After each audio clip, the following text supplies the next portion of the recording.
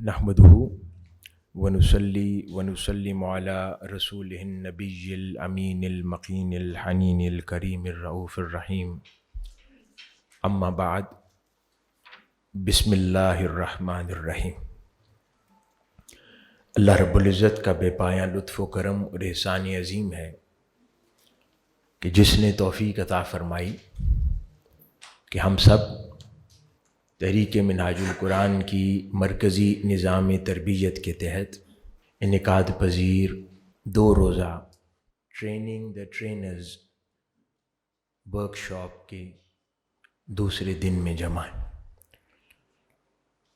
اور بالخصوص اس ورکشاپ کا انعقاد تحریک منہاج القرآن کے جملہ فورمز اور تنظیمات کے ذمہ داران جن کا تعلق سینٹرل پنجاب سے ہے ان کے لیے اس کا اہتمام کیا گیا، اور اس میں لاہور شامل ہے۔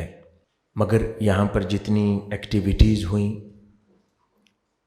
جو لیکچرز 2 دنوں کے اندر ہوئے، وہ یقیناً پورے ملک میں تحریک منہاج القرآن کے جملہ فورمز اور تنظیمات سے تعلق رکھنے والے احباب کے لیے فائدہ مند ہیں اور تنظیمی زندگی کے اندر مثبت اثرات مرتب کرنے والے ہیں۔ تو میں امید کرتا ہوں کہ وہ بعد ازاں ریکارڈنگز آگے تمام زونز تک اور ان کی تنظیمات تک پہنچیں گی انشاءاللہ۔ حاضرین محترم، میں نے ارادہ کیا ہے کہ اپنی گفتگو کو 2 حصوں میں تقسیم کروں۔ پہلا حصہ جو ہمارے بزرگان دین ہیں، جن میں بالخصوص امام غزالی رحمۃ اللہ علیہ اور امام شعرانی رحمۃ اللہ علیہ، ان کے کچھ اقوال اور تعلیمات، ان کی کتابوں سے کچھ استفادہ کیا جائے اور اپنی تنظیمی زندگی میں ان کی اقوال اور مثالوں کا اطلاق کہاں کہاں ہوتا ہے، اس سے اپنے آرگنائزیشنل بیہیویئر کو سمجھا جائے، اور پھر دوسرے حصے کے اندر ماڈرن ٹول اینڈ ٹیکنیکس، ذمہ داری جب ہم تنظیمی سنبھالتے ہیں تو پیش نظر کس قسم کے مسائل ہو سکتے ہیں، تو وہ ماڈرن ٹول اینڈ ٹیکنیکس بہتر اور مؤثر انداز میں اپنی تنظیمی ذمہ داری ادا کرنے میں کہاں پر معاون اور مددگار ہو سکتے ہیں، ان پر بات کریں ان 2 حصوں میں۔ حاضرین محترم، آغاز میں اس سے پہلے کہ ہم اپنے موضوع کی طرف جائیں، ایک بات ہمیں ذہن نشین رکھنے کی ضرورت ہے کہ اللہ رب العزت نے تحریک منہاج القرآن کو جو قیادت عطا فرمائی ہے، جو لیڈرشپ اللہ رب العزت نے ہمیں عطا فرمائی ہے، یا جو ہمارے قائد ہیں، وہ صرف تحریک منہاج القرآن کے آرگنائزیشنل لیڈر نہیں ہیں، وہ صرف تحریک منہاج القرآن کے آئیڈیولوجیکل لیڈر نہیں ہے، وہ تحریک منہاج القرآن کے فقط سربراہ نہیں ہیں یا سیاسی رہنما نہیں ہیں، بلکہ اللہ رب العزت نے ہمارے ساتھ یہ مہربانی فرمائی ہے کہ لوگوں کو اپنی پیاس بجھانے کے لیے مختلف دروازوں پر جانا پڑتا ہے۔ اپنی علمی پیاس بجھانے کے لیے کسی عالم دین، کسی جلیل القدر محدث، کسی فقیہ کے دروازے کو پکڑنا پڑتا ہے کہ اپنے مسئلے، اپنا علم اس دروازے سے لے جا کر اپنی روحانی پیاس بجھانے کے لیے کسی اللہ والے، کسی فقیر کا دروازہ وہ ڈھونڈتا ہے، تو بیک وقت وہ اس دروازے پہ بھی جاتا ہے اپنی روحانی پیاس بجھانے کے لیے، علمی پیاس بجھانے کے لیے کسی عالم دین سے جڑ جاتا ہے، اور پھر زمانے میں رہتے ہوئے اپنی آئیڈیولوجیکل پیاس بجھانے کے لیے، اپنی فکری پیاس بجھانے کے لیے، سوشل لائف اور کنڈکٹ کے حوالے سے سیکھنے کے لیے، کسی کو فالو کرنے کے لیے کوئی اور سماجی فکری مفکر رہنما ڈھونڈتا ہے۔ اگر سیاسی ازواج ہیں تو کوئی سیاسی کے ماتر وہ مفکر ڈھونڈتا ہے، تو وہ اپنی فکری پیاس وہاں جا کر بجھاتا ہے۔ تو اللہ رب العزت نے ہمارے لیے کتنی آسانی فرما دی کہ اللہ پاک نے چاہا کہ منہاج القرآن والے در بدر نہ ہوں، مختلف دروازوں پر نہ جائیں، تو ان کی علمی پیاس بھی ایک ہی جگہ سے بجھے، ان کی روحانی پیاس بھی اسی جگہ سے بجھے، ان کو معاشرے میں نظریے اور فکر کی پیاس جو ہوتی ہے وہ بھی اسی جگہ سے میسر آئے، ان کو سیاسی شعور بھی وہیں سے ملے، ان کو علم دین کا فہم بھی وہیں سے ملے، ان کو روحانی تعلیم و تربیت بھی وہیں سے ملے، اور روز مرہ کی زندگی گزارنے کا ڈھنگ بھی وہیں سے سیکھیں اور میسر آ جائے۔ تو یہ بہت کم ہوتا ہے۔ آپ اسی پاکستان میں ہی دیکھ لیں، 22 کروڑ افراد ہیں، تو آپ بہت سارے لوگوں کو جانتے ہوں گے جو براہ راست منہاج القرآن سے وابستہ نہیں ہیں، وہ تقسیم رہتے ہیں، قلبی تعلق کہیں اور ہے، علمی تعلق کہیں اور ہے، سیاسی تعلق کہیں اور ہے۔ تو اللہ پاک نے یہ آسانی آپ کے حصے میں ڈالی ہے کہ اللہ رب العزت نے تینوں جہتوں سے، اور پھر جو اس دور کا تینوں چاروں پہلوؤں میں جو سب سے کمال ہے وہ عطا فرمایا ہے ہمیں ہمارے قائد کی صورت میں۔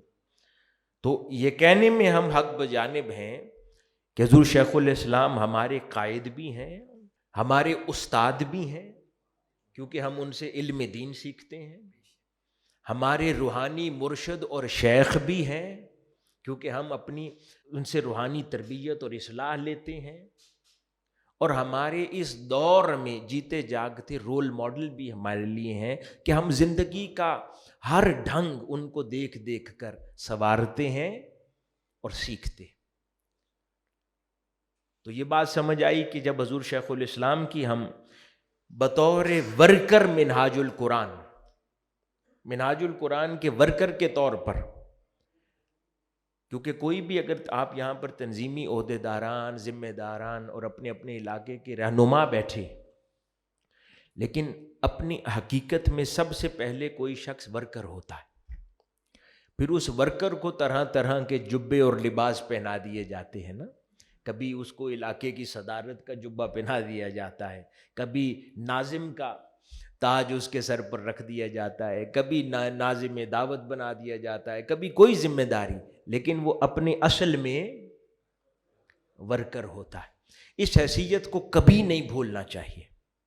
جیسے انسان ہے، کسی کے نام کے ساتھ لفظ پرائم منسٹر لگ جائے، اپنی اصل میں تو انسان ہے، کسی کے ساتھ وزیر خزانہ لگ جائے، اپنی حقیقت میں تو ایک انسان ہے نا، وہ اس کا اوریجنل شناخت ہے، پہلی شناخت انسان ہے۔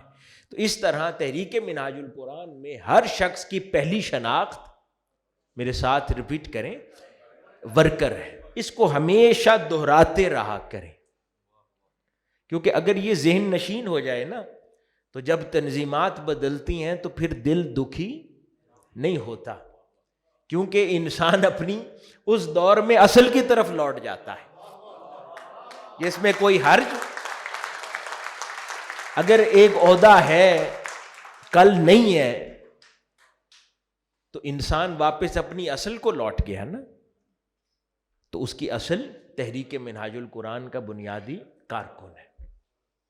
تو سمجھ کیا آئی کہ وہ کسی بھی حیثیت میں ہر حال میں کام جاری رکھ سکتا ہے، اگر کوئی روک دیتا ہے تو وہ اپنے نفس کے وبال میں آ گیا ہے، نفس اس پر حملہ آور ہوا اور اسے گمراہ کر دیا، کیونکہ عہدہ چلا گیا، میں اب کام نہیں کرتا، تو اس کا مطلب ہے کہ اس پر شیطان نے حملہ کیا اور وہ اس حملے کا شکار ہو گیا۔ نہیں اگر نہ ہوتا تو وہ کہتا کوئی بات نہیں، انسان ویسے بھی تو زندگی میں کتنے کپڑے بدلتا ہے، بار بار بدلتا ہے نا، تو ایسا عہدہ بھی ہے کہ کبھی کوئی ذمہ داری ملی، کبھی وہ واپس چلی گئی، پھر کوئی مل گئی، پھر واپس چلی گئی، لیکن اپنی حقیقت میں، اپنی اصل میں انسان ہمیشہ ورکر رہتا ہے کہ وہ کارکن ہے۔ کوئی کتنا بڑا لیڈر اور قاہر کیوں نہ ہو، وہ کارکن ہے۔ کوئی آپ کے علاقے کا صدر ہو یا ایک کوئی صرف رفیق ہو، جس کے پاس کوئی ذمہ داری بھی نہ ہو، اس کے اور آپ کے ممبرشپ فارم میں فرق ہے؟ ایک جیسا ہی ہے نا؟ یا کوئی عہدہ آپ کی ممبرشپ فارم پر کبھی لکھا جاتا ہے؟ نہیں لکھا جاتا۔ تو قائد کے ساتھ اور مشن کے ساتھ جس شے نے آپ کی نسبت قائم کی ہے اس پر تو کوئی عہدہ نہیں لکھا ہوا، اس پر تو یہی لکھا ہے نا کہ یہ رفیق ہے، کس کا؟ شیخ الاسلام کا، یہ ان کے رفقا میں سے ہے، ان کے ساتھ چلنے والوں میں ہے۔ اب چلتے چلتے رستے میں ہزار موقع آتے ہیں، کبھی کسی ذمہ داری پر قائد دے دیتا ہے، کبھی کوئی ذمہ داری دے دیتا ہے، کبھی کوئی بھی نہیں دیتا۔ تو جس دن لائف ممبرشپ کا فارم فل کیا تھا اس دن کسی عہدے کے لیے نہیں کیا تھا، وہ تو اس لیے کیا تھا کہ یہ کاز سمجھ آئی ہے، ہم شیخ الاسلام کے رفیق بننا چاہتے ہیں، ہم ان کے ساتھ چلنا چاہتے ہیں، بس ایک چلنے کا ارادہ کیا تھا تو چل پڑے، تو اس میں یہ چیز رکاوٹ نہیں بننی چاہیے۔ تو میں نے عرض کیا کہ کیونکہ ہر شخص اپنی اصل میں رفیق ہے منہاج القرآن کا، اور جیسا کہ منہاج القرآن کے قائد کے ساتھ اس رفیق کی نسبت میں نے عرض کیا کئی جہتوں سے ہے، تو حضور شیخ الاسلام اس رفیق کے شیخ اور مربی بھی ہیں، حضور شیخ الاسلام اس رفیق کے لیے استاد بھی ہیں، اور وہ رفیق ان کا شاگرد بھی ہے، ان سے ہم سیکھتے ہیں، وہ سیاسی مفکر بھی ہیں، تحریک میں تنظیم میں قائد اور رہنما بھی ہیں، تو یہ ساری نسبتیں میسر آتی ہیں۔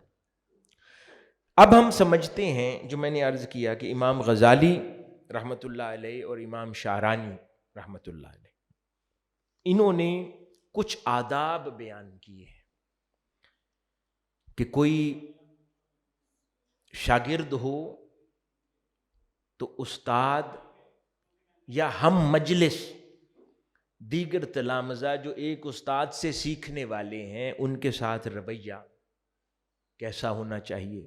اگر کوئی مرید ہے تو شیخ کی مجلس میں، ایک مجلس میں بیٹھنے والے اس کے دیگر بھائی، ان کے ساتھ رویہ کیسا ہونا چاہیے۔ اور اگر اس کا اطلاق ہم تنظیمی زندگی پر کر لیں، کیونکہ شیخ اور قائد ہیں ہمارے شیخ حضور شیخ الاسلام، تو پھر تنظیمی زندگی میں دیگر تنظیمی بھائیوں کے ساتھ یا تنظیم کے اندر کام کرتے ہوئے اپنے دیگر بھائیوں کے ساتھ ہمارا رویہ کیا ہونا چاہیے، تو وہ ان کے ارشادات کی روشنی میں کچھ سمجھنے کی کوشش کرتے۔ ایک چیز جو پہلا بنیادی سوال جو یہاں ایک بہت خوبصورت روایت سے بات سمجھ آئی، میں اس سے آغاز کرنا چاہتا ہوں۔ اکثر سوال پیدا ہوتا ہے فلاں شخص کو ذمہ داری کیوں دے دی گئی اور فلاں شخص کو ذمہ داری کیوں نہ دی گئی۔ بڑا بنیادی سا سوال ہے جس کے ارد گرد پھر ساری فرسٹریشن ڈیولپ ہوتی ہے۔ کئی بار وہ شخص آپ کو پسند نہیں ہے، اسی سے علاقائی گروپنگز وجود میں آتی ہیں کہ فلاں شخص کو کیوں ذمہ داری دی گئی اور فلاں شخص کو ذمہ داری کیوں نہ دی گئی۔ یہ ایک بنیادی سوال ہے جس سے مسئلے کا آغاز ہوتا ہے۔ تو حاضرین محترم، امام غزالی رحمۃ اللہ علیہ فرماتے ہیں کہ کوئی شیخ ہو تو اپنے مرید کو، یا اگر کوئی شاگرد ہو، کوئی استاد ہو تو اپنے شاگرد کو اس وقت تک کسی منصب پہ فائز ہونے سے منع کرے۔ میں یہ بات اس لیے کر رہا ہوں کہ جب ہم منہاج القرآن کے ورکر ہیں تو ہم اصلاح دین کے لیے نکلے ہیں، اصلاح احوال امت کے لیے نکلے، تو اپنی اصلاح پہلا درجہ ہے، اس کو ہم اگنور نہیں کر سکتے۔ ہر ایک شخص جو اس مشن کا حصہ ہے اس نے اپنی زندگی میں ایک خاص معیار تک، انسانی معیار تک پہنچنا بھی ہے، اسی شیخ اور قائد کی نگرانی میں۔ تو ان چیزوں کو سمجھنا ضروری ہے۔ وہ فرماتے ہیں کہ کسی شیخ یا استاد پر یہ لازم ہے کہ وہ اپنے شاگرد یا مرید کو اس وقت تک کسی منصب پر فائز نہ کرے جب تک وہ تسلی نہ کر لے کہ وہ اس کا اہل ہے۔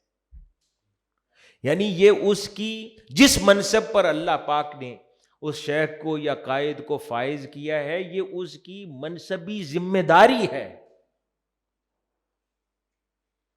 اور دوسری جانب جو مرید ہیں اور شاگرد ہیں ان میں سے لالچ ختم کی جا رہی ہے کہ منصب کی لالچ نہ کرو، جب مل جائے تو اہل جانو اس کو، جسے نہ ملے تو سمجھے شاید ابھی میرے حصے میں یہ لکھا نہیں ہے، میرے لیے یہ شے مناسب نہیں ہے۔ پھر فرماتے ہیں شیخ اپنے طالب علم کو یہ باور کرواتا رہے کہ حصول علم یا کسی بھی اس عمل کا مقصد در حقیقت قربت الہی کا حصول ہے، علاقے میں شہرت، طاقت اور مقابلے بازی نہیں ہے۔ یہ الفاظ تو مشن کے اندر عہدہ حاصل کرنا در حقیقت خدمت دین کے لیے ہے، قرب الہی کے حصول کے لیے ہے، نہ کہ اس علاقے میں اپنے ہم پایا لوگوں میں شہرت حاصل کرنا، طاقت حاصل کرنا یا مقابلے بازی۔ یہ الفاظ ہیں، اس سے منع کیا گیا کہ یہ ذمہ داری ہے اس قائد اور شیخ کی کہ وہ سمجھاتا رہے لوگوں کو کہ جب بھی عہدوں پر بیٹھو اس سے مراد صرف اور صرف خدمت ہے اور کچھ نہیں ہے، اور اگر اس عہدے کو سامنے رکھ کر اس سے مراد کوئی بھی شخص کچھ اور لیتا ہے تو وہ اپنی اصلاح کر لے، اگر اس کا ارادہ کچھ اور ہے۔ اسی طرح دوسری شے امام غزالی احیاء علوم الدین میں ارشاد فرماتے ہیں کہ اس شیخ، مربی اور قائد کے لیے یہ بھی ضروری ہے کہ وہ اپنے شاگرد اور مرید کو درجہ بدرجہ ترقی دے، درجہ بدرجہ ترقی دے، جیسے جیسے وہ جس کام کے اہل ہوتا جائے اس کو اتنا اتنا سونپتا جائے، اچانک اس پر کوئی ایسی ذمہ داری بڑی عائد نہ کر دے جس کو وہ سنبھال نہ سکتا ہو، گریجولی لے کر چلے۔ اور پھر وہ فرماتے ہیں کہ آقا علیہ الصلوۃ والسلام نے فرمایا کہ ہم انبیاء کے گروہوں کو حکم دیا گیا ہے کہ ہم لوگوں کو ان کی جگہوں پر رکھیں اور ان کی عقل کے مطابق ان سے کلام کریں، یعنی جو منصب قیادت کا یا شیخ ہونے کا یا استاد ہونے کا اللہ پاک دیتا ہے، اس منصب کا یہ ذمہ داری ہے کہ لوگوں کی فہم و فراست کا انالیسس کریں اور دیکھیں کہ کون کس ذمہ داری کے اہل ہے، اس کے بعد اس کو وہ ذمہ داری سونپ دی جائے۔ اور تیسری اہم بات تحریک منہاج القرآن کی کسی بھی ذمہ داری پر ہونے کے لیے یہ ضروری ہے کہ جس بات کی تلقین کرتے ہیں لوگوں کو سب سے پہلے اس پر خود عمل کرتے ہوں، نہیں تو زبان کی تاثیر ختم ہو جائے گی۔ جب زبان میں تاثیر نہیں رہے گی، آپ 24 میں سے 20 گھنٹے بھی دعوت کا کام کریں گے تو اثر نہیں ہوگا، نتیجتاً اس کا نقصان اس علاقے میں مشن کو ہوگا۔ تو اس مشن کی خدمت کے لیے بہت ضروری ہے کہ انسان جو کہتا ہے اس پر خود عمل کر لے۔ ایک اللہ والے تھے بزرگ، وہ ایک دن اپنے مریدین سے کہنے لگے کہ بہت سارے ایسے نیک اعمال جو میری زندگی میں نہیں تھے تمہاری وجہ سے داخل ہو گئے۔ وہ عرض کرنے لگے کہ حضرت وہ کیسے؟ تو وہ فرمانے لگے کہ تم لوگوں کا گمان میرے بارے میں بہت اچھا تھا، تم لوگوں کا گمان میرے بارے میں بہت اچھا تھا، مجھے اللہ کے حضور حیا آ جاتی تھی، پھر جو اچھا گمان تم میرے ساتھ کرتے تھے نا، پھر وہ میں زندگی میں حقیقتاً داخل کر دیتا تھا کہ کیونکہ لوگ سوچتے ہیں کہ میں ایسا کرتا ہوں تو پھر کیوں نہ میں ایسا ہی کیا کروں۔ نتیجتاً ہر وہ اچھی عادت جو تم سوچتے تھے کہ مجھ میں ہوگی وہ میں گریجولی اپنے اندر داخل کرتا چلا گیا اور وہ میری زندگی کا حصہ بن گیا۔ تو آپ لوگ جب تحریک منہاج القرآن کے داعی بن جاتے ہیں، اپنی ذمہ داریوں پر ہیں، عہدوں پر ہیں، عوام میں سے ہی آئے ہیں نا، ضروری نہیں ہے کہ کسی بھی ذمہ داری پر بیٹھا ہوا ہر شخص پرفیکٹ ہو جاتا ہے۔ علاقے کی ضرورت جب تنظیم سازی کے لیے مرکز سے ٹیمز جاتی ہیں تو جو بہترین آپشنز سامنے آتی ہیں ان پر مشتمل تنظیم سازی ہو جاتی ہے. ضروری نہیں ہے کہ تقویٰ کے معیارات پر ہر شخص اتنا ہی بلند ہو بھی صحیح، لیکن یہ مثال ان بزرگوں کی میں نے اس لیے عرض کی کہ پھر ضروری ہے کہ جس ذمہ داری پر بیٹھے ہیں اب لوگ آپ سے کچھ توقع رکھتے ہوں گے. اگر پہلے وہ کوئی اچھی عادت نہیں ہے تو پھر داخل کر لیں، اللہ کی مخلوق کی خاطر ہی داخل کر لیں، لیکن پختہ کر لیں. اللہ پاک اسے آپ کی زندگی کا حصہ بھی بنا دے گا اور اس پر اجر و ثواب سے بھی نوازے گا، لیکن پھر لوگوں کے اس گمان کو سچا کر لیں. یعنی اپنے آپ کو کسی بھی ذمہ داری پر ہوتے ہوئے ہر لمحہ امپروو کرنے کی کوشش کرتے رہا کریں. کہ اگر لوگ سمجھتے ہیں کہ منہاج القرآن کا عہدے دار ایسا ہوتا ہے، منہاج القرآن کا عہدے دار ویسا ہوتا ہے، پھر ویسے بن جائیں. دینداری کے اندر، اپنی زبان کے اندر، اپنے اخلاق کے اندر، اپنی عبادات کے اندر، اپنی تقوی پاکیزگی میں، طہارت میں، لین دین میں پھر ویسے بن جائیں کہ پھر میری وجہ سے کہیں میرے مشن پر کوئی آنچ نہ آئے. اتنے زیادہ پھر محتاط ہو جائیں. کیونکہ فرمایا امام غزالی نے کہ اعمال میں مفلس نہ ہو، نہ ہی احوال سے خالی ہو، اور یہ یقین کر لے کہ محض علم یعنی جان لینا کہ یہ اچھی باتیں ہیں تمہارا بیڑا پار نہیں لگائیں گے. بیڑا تب پار ہوگا کہ جب جان لیتے ہو کہ یہ اچھے امور ہیں، ان کو پھر زندگی کا حصہ بنا لو. اسی طرح 4 چیزیں ہر تنظیمی ذمہ دار کے لیے نہایت ضروری ہے. 4 امور. عقیدے کے اعتبار سے کلیرٹی، عقیدہ درست ہونا چاہیے، کیونکہ آپ کے ذریعے آگے بہت سارے لوگوں نے وابستہ ہونا ہے. یعنی کنفیوژن پائی جاتی ہے تو اسے ٹھیک کر لیں. جب اپنے علاقے کے اندر لیڈر بن گئے اور خود کنفیوژن کا شکار ہے عقائد کے اندر، تو وہ زہر قاتل ہو سکتا ہے باقی لوگوں کے لیے. تو کلیرٹی ہونا ضروری ہے.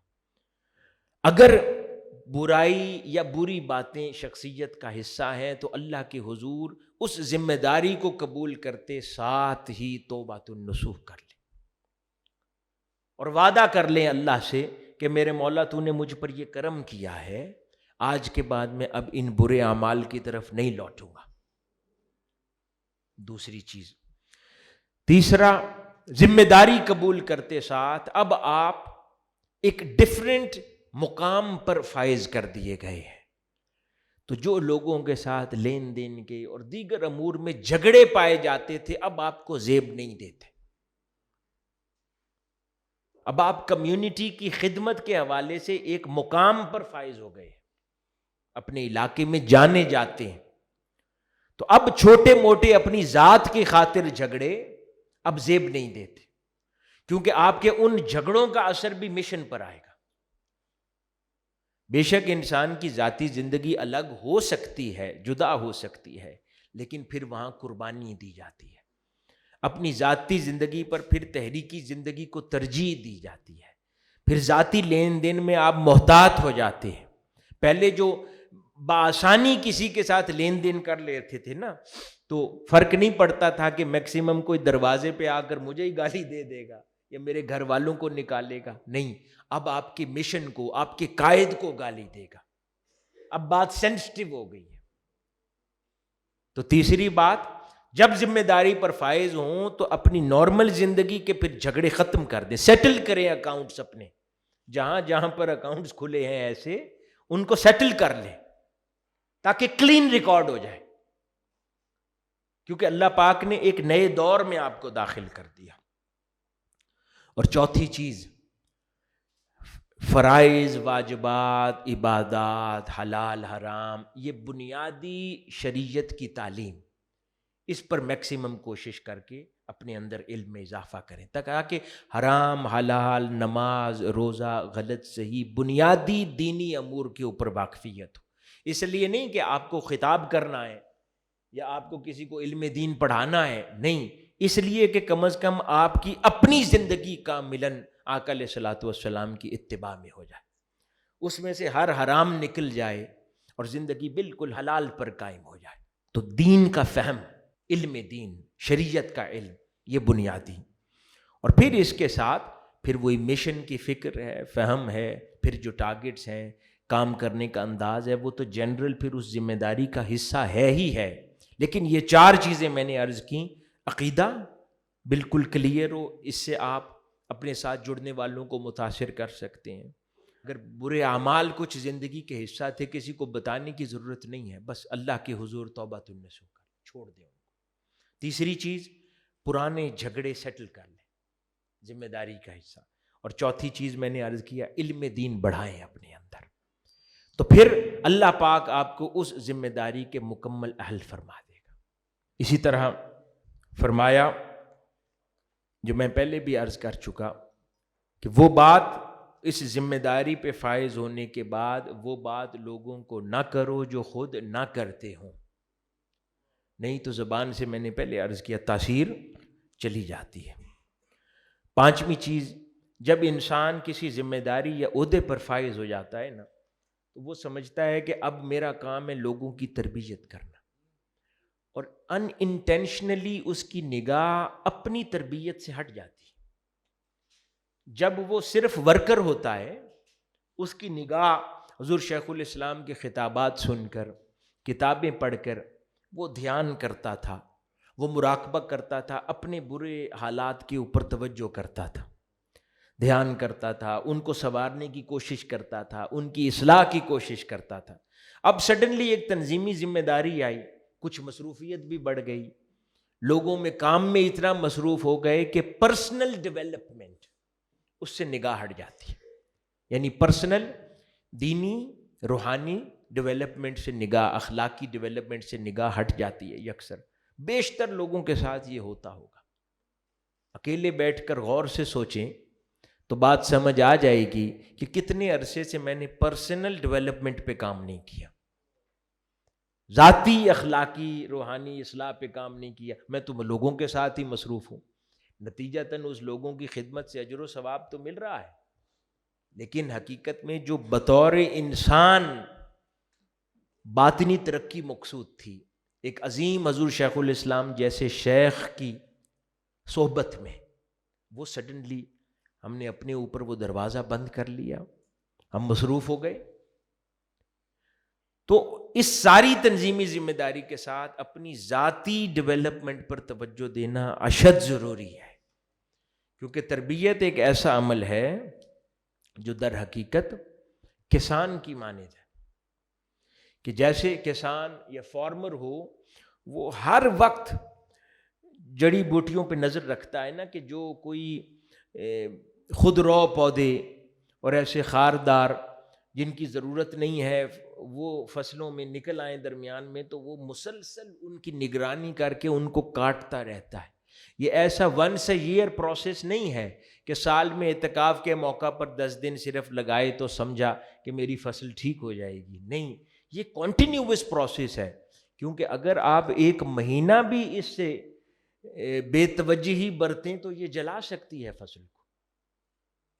تو یہ کنٹینیوس پروسیس ہے کہ اپنی ایسی خود رو جھاڑیوں اور بوٹوں کو نظر میں مسلسل رکھتا جائے، اپنے خیالات کو نظر میں رکھے، وساوس کو نظر میں رکھے۔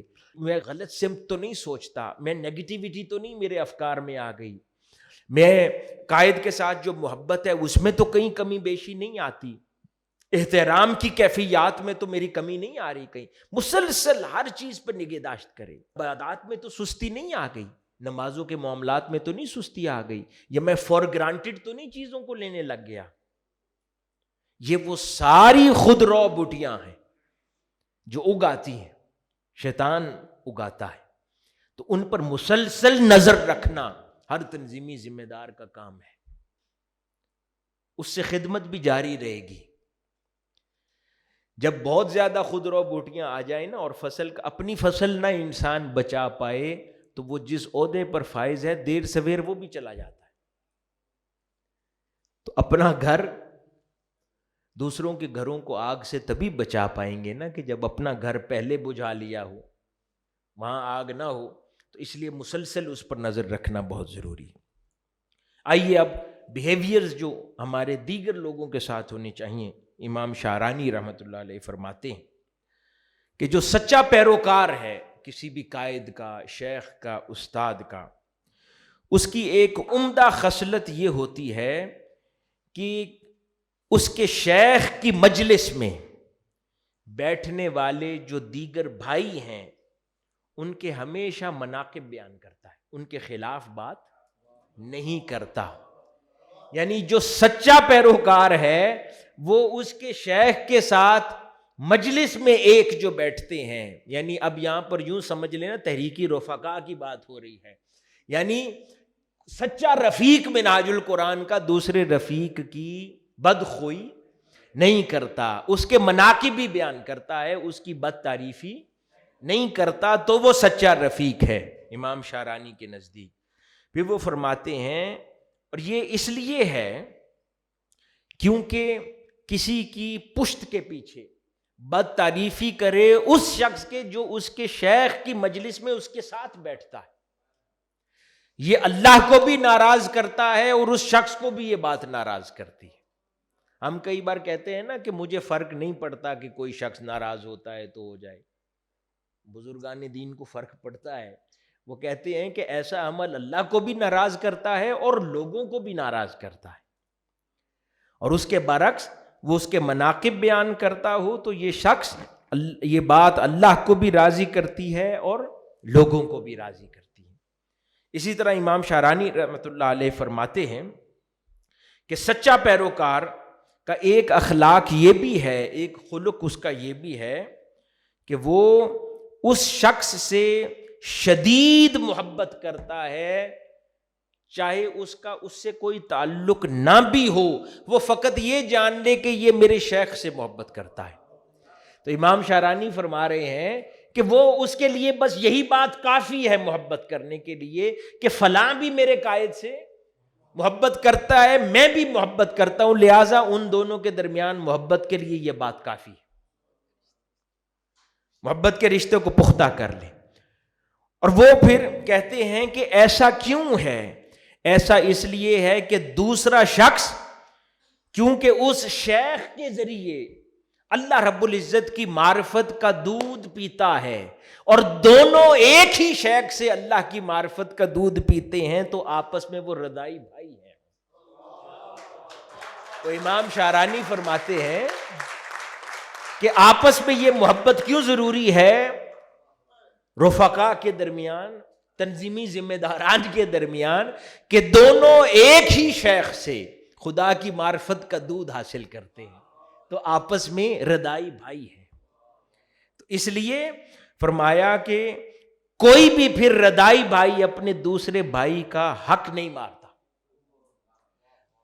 عہدوں پر جھگڑے اور حسد کی تو بات ہی دور کی رہ گئی، کوئی بھی اپنے رضائی بھائی کا پھر حق نہیں مارتا، کوئی اس کی بد تعریفی نہیں کرتا، کوئی پھر اس کی غیبت نہیں کرتا۔ اگر کوئی کرے تو پھر وہ اپنے رضائی بھائی کی حق مار رہا ہے۔ یہ نسبت بھائی اللہ نے بنایا ہے ان کو، یعنی منہاج القرآن کے جتنے رفقا ہیں آپ کو بھائی بھائی حضور شیخ الاسلام کے ذریعے اس نسبت نے بنایا ہے کہ ہم سب ایک ہی شیخ، ایک ہی ہستی کے ذریعے اللہ اور اس کی رسول کی محبت کا پانی پیتے ہیں، ایک ہی ہستی کے ذریعے اس چشمہ معرفت سے سیراب ہوتے ہیں۔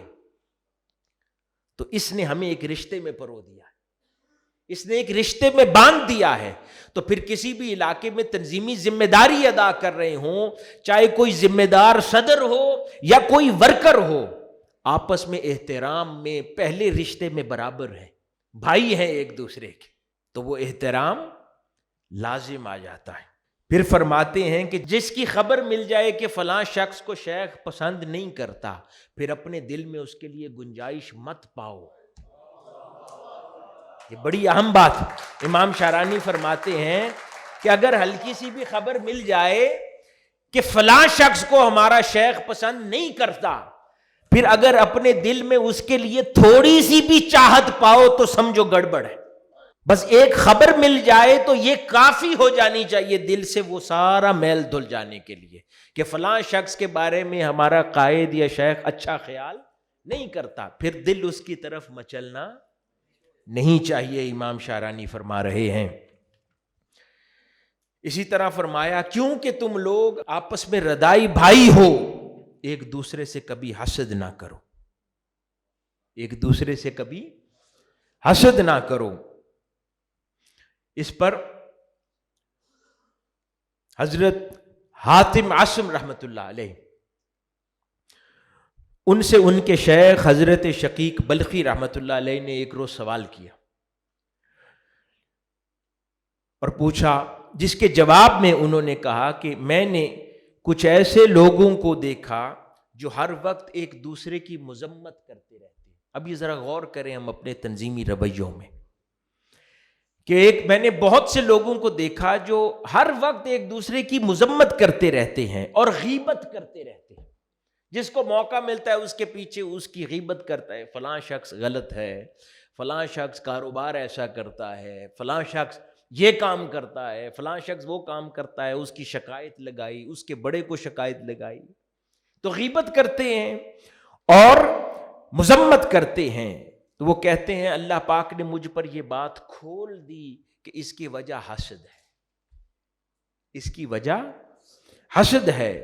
اور پھر وہ فرماتے ہیں کہ مجھ پر یہ بھی واضح ہو گیا کہ حسد 3 وجوہات کی بنیاد پر لوگ کرتے ہیں: مال کی وجہ سے، عہدے اور جاہ و منصب کی وجہ سے، اور علم کی وجہ سے. کسی میں اپنے سے زیادہ علم دیکھیں تو حسد کرتے ہیں، کسی کے پاس اپنے سے زیادہ مال یا گھر بار دیکھیں تو حسد کرتے ہیں، یا کسی کو بہتر عہدے یا منصب پر فائز دیکھیں تو حسد کرتے ہیں. اور فرمایا جب کہ اللہ رب العزت فرماتا ہے کہ دینے والا تو میں ہوں، تم کیوں حسد کرتے ہو؟ یہ میری تقسیم ہے، میرا فیصلہ ہے، یہ میں نے کیا ہے، تم کیوں جلتے ہو؟ تو یہ وہ آداب ہیں جو بزرگان دین ہمیشہ سکھاتے رہے ہیں، اور حضور شیخ الاسلام نے بھی ہمیں ساری زندگی یہی چیز تعلیم فرمائی. حضرت عبداللہ بن مبارک رضی اللہ تعالیٰ عنہ فرماتے ہیں بڑی غور پیاری بات. آپ نے فرمایا جب ہمیں سمجھ آئی کہ ادب کیا ہے، بلکہ یوں کہہ لیں کہ ادب کے سوا کیا ہے، جب ہمیں سمجھ آئی کہ ادب کیا ہے اور ادب کے سوا کیا ہے، اور جب ہم ادب سیکھنے میدان میں اترے تب بدقسمتی کہ ادب سکھانے والے جا چکے تھے.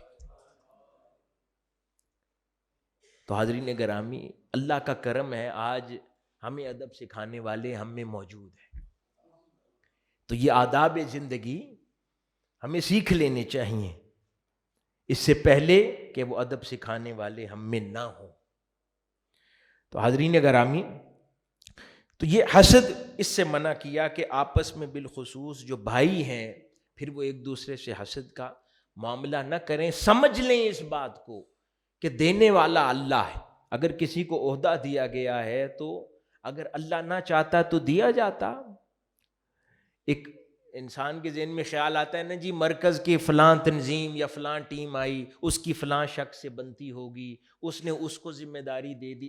100 ہیلے سوچ لے، آخری بات یہ بتائیں کہ اگر خدا کی منشا نہ ہوتی تو اس کو یہ ذمہ داری دی جاتی؟ جب یہاں بات آ جاتی ہے نا پھر ختم ہو جاتی ہے بات. کہ ذریعہ کوئی بھی بنا ہو، اللہ کی منشا تھی اس کو اس دور میں اس وقت اتنے سالوں کے لیے یہ ذمہ داری مل گئی، اس میں حسد کا معاملہ ختم ہو جاتا ہے.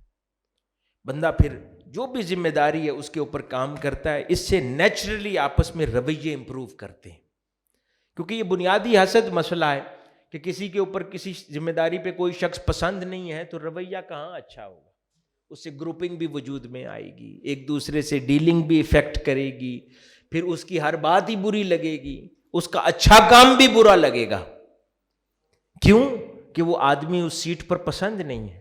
اگر یہی انسان دل میں بٹھا لے بات کہ اگر یہ اس سیٹ پر ہے تو یہ اللہ کی منشا سے ہے، یعنی اپنے دل اپنے اندر اب یہ بات کو ختم کر دے، اس جھگڑے کو ختم کر دے، تو پھر اس کے دل کو سکون میسر آ جائے گا کہ میں نے اب پیس آف مائنڈ سے دین کی خدمت کرنی، کام کرنا ہے۔ جب میرے نصیب میں ذمہ داری ہوگی مل جائے گی، آج اس کے نصیب میں ہے، میں نے کام کرنا ہے، یعنی نصیب اس کا کھلا اور بند اپنا کر لیا۔ نصیب کسی کا عہدے پر بیٹھنا، اس کا کھلا نصیب، اور جنرل دین کی خدمت کا نصیب اپنے اوپر غصے میں بند کر لیا، گھر بیٹھ گئے جا کر۔ تو یہ کہاں کی سمجھداری ہے؟ تو یہ آپس میں اگر اس بات کو سمجھ جائیں کہ ہر شے دینے والا اللہ ہے تو رویے خود بخود بہتر ہو جاتے ہیں۔ اسی طرح اپنے ہم شیخ بھائیوں، ہم مجلس بھائیوں کو دین میں، علم میں، سمجھ میں اپنے سے بہتر جانو۔ امام شعرانی فرماتے ہیں کہ جو ہم مجلس لوگ ہیں نا، ان کو دل سے اپنے سے بہتر جانو، یہ ان کا حق ہے تم پر، اور جس راہ کے تم مسافر ہو اس کا تقاضا ہے کہ حقیقی معنوں میں اس کے فہم کو اپنے سے بہتر جانو، تبھی اس کو پھر غور سے سن پائیں گے۔ ایک اور جو امام شعرانی بیان فرماتے ہیں کہ جو میں نے عرض کیا نا کہ ایک دوسرے کی شکایت اور غیبت کا ایک عمل دخل، فرماتے ہیں کہ جو سچا پیروکار ہوتا ہے کسی شیخ کا، کسی قائد مربی کا، وہ اس کی کیفیت الٹا یہ ہوتی ہے، وہ فرما رہے ہیں کہ اگر اس کے کسی دوسرے بھائی، مجلس بھائی کی کوئی غیبت یا اس کے کوئی نقائص اس کے سامنے بیان کرے، وہ شوق سے سنتا نہیں ہے، ڈانٹ دیتا ہے، اسے منع کرتا ہے کہ وہ میرا ہم مجلس بھائی ہے، اس کی نقائص مجھے مت بیان کرو، کیونکہ میں اس کا کوئی حل نہیں کر سکتا، تو میرا ذہن اس کے بارے میں خراب مت کرو۔ ہم لوگ تو شوق سے سن لیتے ہیں نا، اچھا یہ کیا اس نے۔ تو اس کے برعکس وہ کہتے ہیں کہ جو سچا پیروکار ہے وہ اتنا کلیئر ہیڈڈ ہوتا ہے کہ میں نے اپنے ہم مجلس بھائی کی شکایت نہیں سننی۔ پھر کوئی شخص سن لے کہ فلاں شخص اس کی غیبت کرتا ہے یا اس کے بارے میں چغلی کرتا ہے، اگر وہ اس کے شیخ کی مجلس میں بیٹھنے والا ہے، وہ یہ جان کر بھی اس سے دل میلا نہیں کرتا، یہ بھی حق ہے اس کا۔ یہ کتنا مشکل بات ہے۔ اگر جان لینا کہ فلاں شخص نے میرے خلاف بات کرتا ہے، ہمیں تو شک ہو جائے نا کہ فلاں شخص نے خلاف بات کی ہے، تو اس کو ٹارگٹ بنا لیتے ہیں۔ امام شعرانی فرماتے ہیں کہ اگر وہ جان لے کہ یہ اس کا ہم مجلس ہے، یعنی شیخ کے ساتھ مجلس میں ہوتا ہے، رفیق ہے شیخ کا، تو اس کا یہ حق جان کر اگر جان بھی لے کہ اس نے میرے خلاف بات کی ہے، اگر اس کا کوئی خاطر خواہ اثر اس کی شخصیت پر نہیں ہوا، تو صرف یہ جان کر کے فلاں میرے خلاف بات کرتا ہے، دل میلا نہ کرے، معاف کرے۔ اسی طرح کتاب و سنت کے بارے میں زیادہ سے زیادہ جان کر اس کا علم حاصل کرنے کی ضرورت ہے۔ پھر وہ فرماتے ہیں کہ سچا پیروکار، سچا شاگرد کسی استاد کا یا سچا مرید، اس کا ایک یہ بھی وصف ہے، امام شعرانی فرما رہے ہیں، یہ بڑی غور طلب بات ہے، آج کل ہمارے اندر یہ بہت مسئلہ ہے کہ وہ اسباب شہرت اختیار نہیں کرتا۔ سچا پیروکار اسباب شہرت سے دور بھاگتا ہے، خواہ اس کا دل شہرت کی طرف مائل ہی کیوں نہ ہو، جب اس کو بات سمجھ آ جائے اس سے پیچھے ہٹ جاتا ہے۔ ہم لوگ تو تقاضا کرتے ہیں، لیکن سچا پیروکار اس کے نزدیک پہلی شے اس کی اپنی ذاتی تربیت ہوتی ہے۔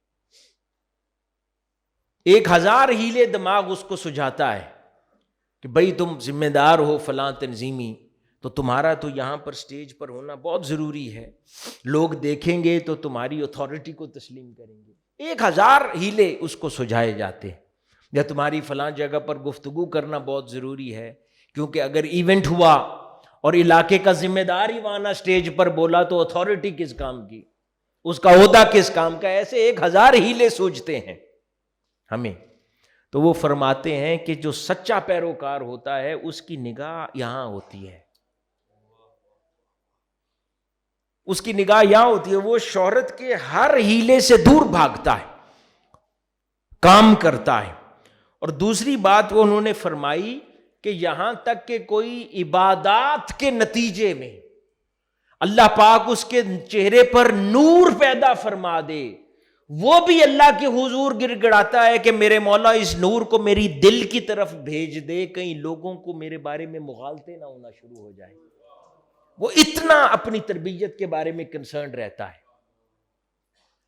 ہم لوگ تو نور بنانے کی کوشش کرتے ہیں۔ جو سچا پیروکار ہے کسی شیخ کا، وہ تو اگر اس کو کسی دن اپنے چہرے پہ خود نور نظر آ جائے، وہ اللہ کے حضور دعا کرتا ہے مولا اسے میرے دل کی طرف بھیج دے، لوگ کئی مغالطے کا شکار نہ ہو جائیں۔ تو حاضرین گرامی، شہرت سے اس طرح دور بھاگتا ہے۔ یہ جو نور ہے چہرے پر لوگوں کو دکھانا، یہ بھی شہرت ہی ہے نا کہ فلاں شخص بڑا دیندار ہے، بڑا روحانی نورانی آدمی ہے، یہ بھی شہرت کی ایک وجہ ہے نا۔ تو سچا پیروکار اتنی شہرت بھی نہیں چاہتا، پھر اس کا سفر طے ہوتا ہے، تنظیم کی خدمت بھی کرتا ہے اور اللہ کے حضور سلوک کا سفر بھی طے ہوتا ہے۔ اگر یہ جو ہم تنظیمی خدمت اور ذمہ داریوں پر فائز ہوتے ہیں نا، کئی بار لوگوں کے دلوں میں سوال آتا ہوگا، 30 سال کوئی شخص حضور شیخ الاسلام کی خدمت میں رہ کے پھر بھی کوڑا کیسے نکلتا ہے، خالی دامن کیسے نکل جاتا ہے؟ تو حاضرین گرامی، مسئلہ یہی ہوتا ہے کہ وہ خدمت تنظیمی انتظامی نوعیت کی انجام دے رہا ہوتا ہے اور اپنی ذاتی اصلاح سے اس کی نظر ہٹ جاتی ہے۔ وہ ہر خامی اس کے اندر پیدا ہو جاتی ہے جو کسی شیخ کی صحبت میں رہتے ہوئے نہیں ہونی چاہیے۔ نتیجتاً عمر بڑھتی رہتی ہے، زمانہ گزرتا رہتا ہے، اس کا روحانی سفر رک جاتا ہے، اس کی ریاضت رک جاتی ہے، اس کی ترقی رک جاتی ہے، کیونکہ اس کی طرف سے دھیان اور کوئی اللہ والا میسر آ جائے حضور شیخ الاسلام جیسا، اور اتنی زمانہ کوئی ان کی صحبت میں گزار لے اور اپنی روحانی ظاہری باطنی ترقی نہ کر سکے، تو اس سے زیادہ بد نصیب کون ہے کہ مجدد وقت جیسا ولی مل جائے اور انسان اپنی روحانی اصلاح نہ کر سکے۔ اس کو پرائورٹی رکھنا چاہیے ہمیشہ، کیونکہ آداب سکھانے والے زیادہ عرصہ نہیں رہتے۔ وہ زمانے کم ہوتے ہیں کہ جن میں آداب زندگی کوئی سیکھ لے۔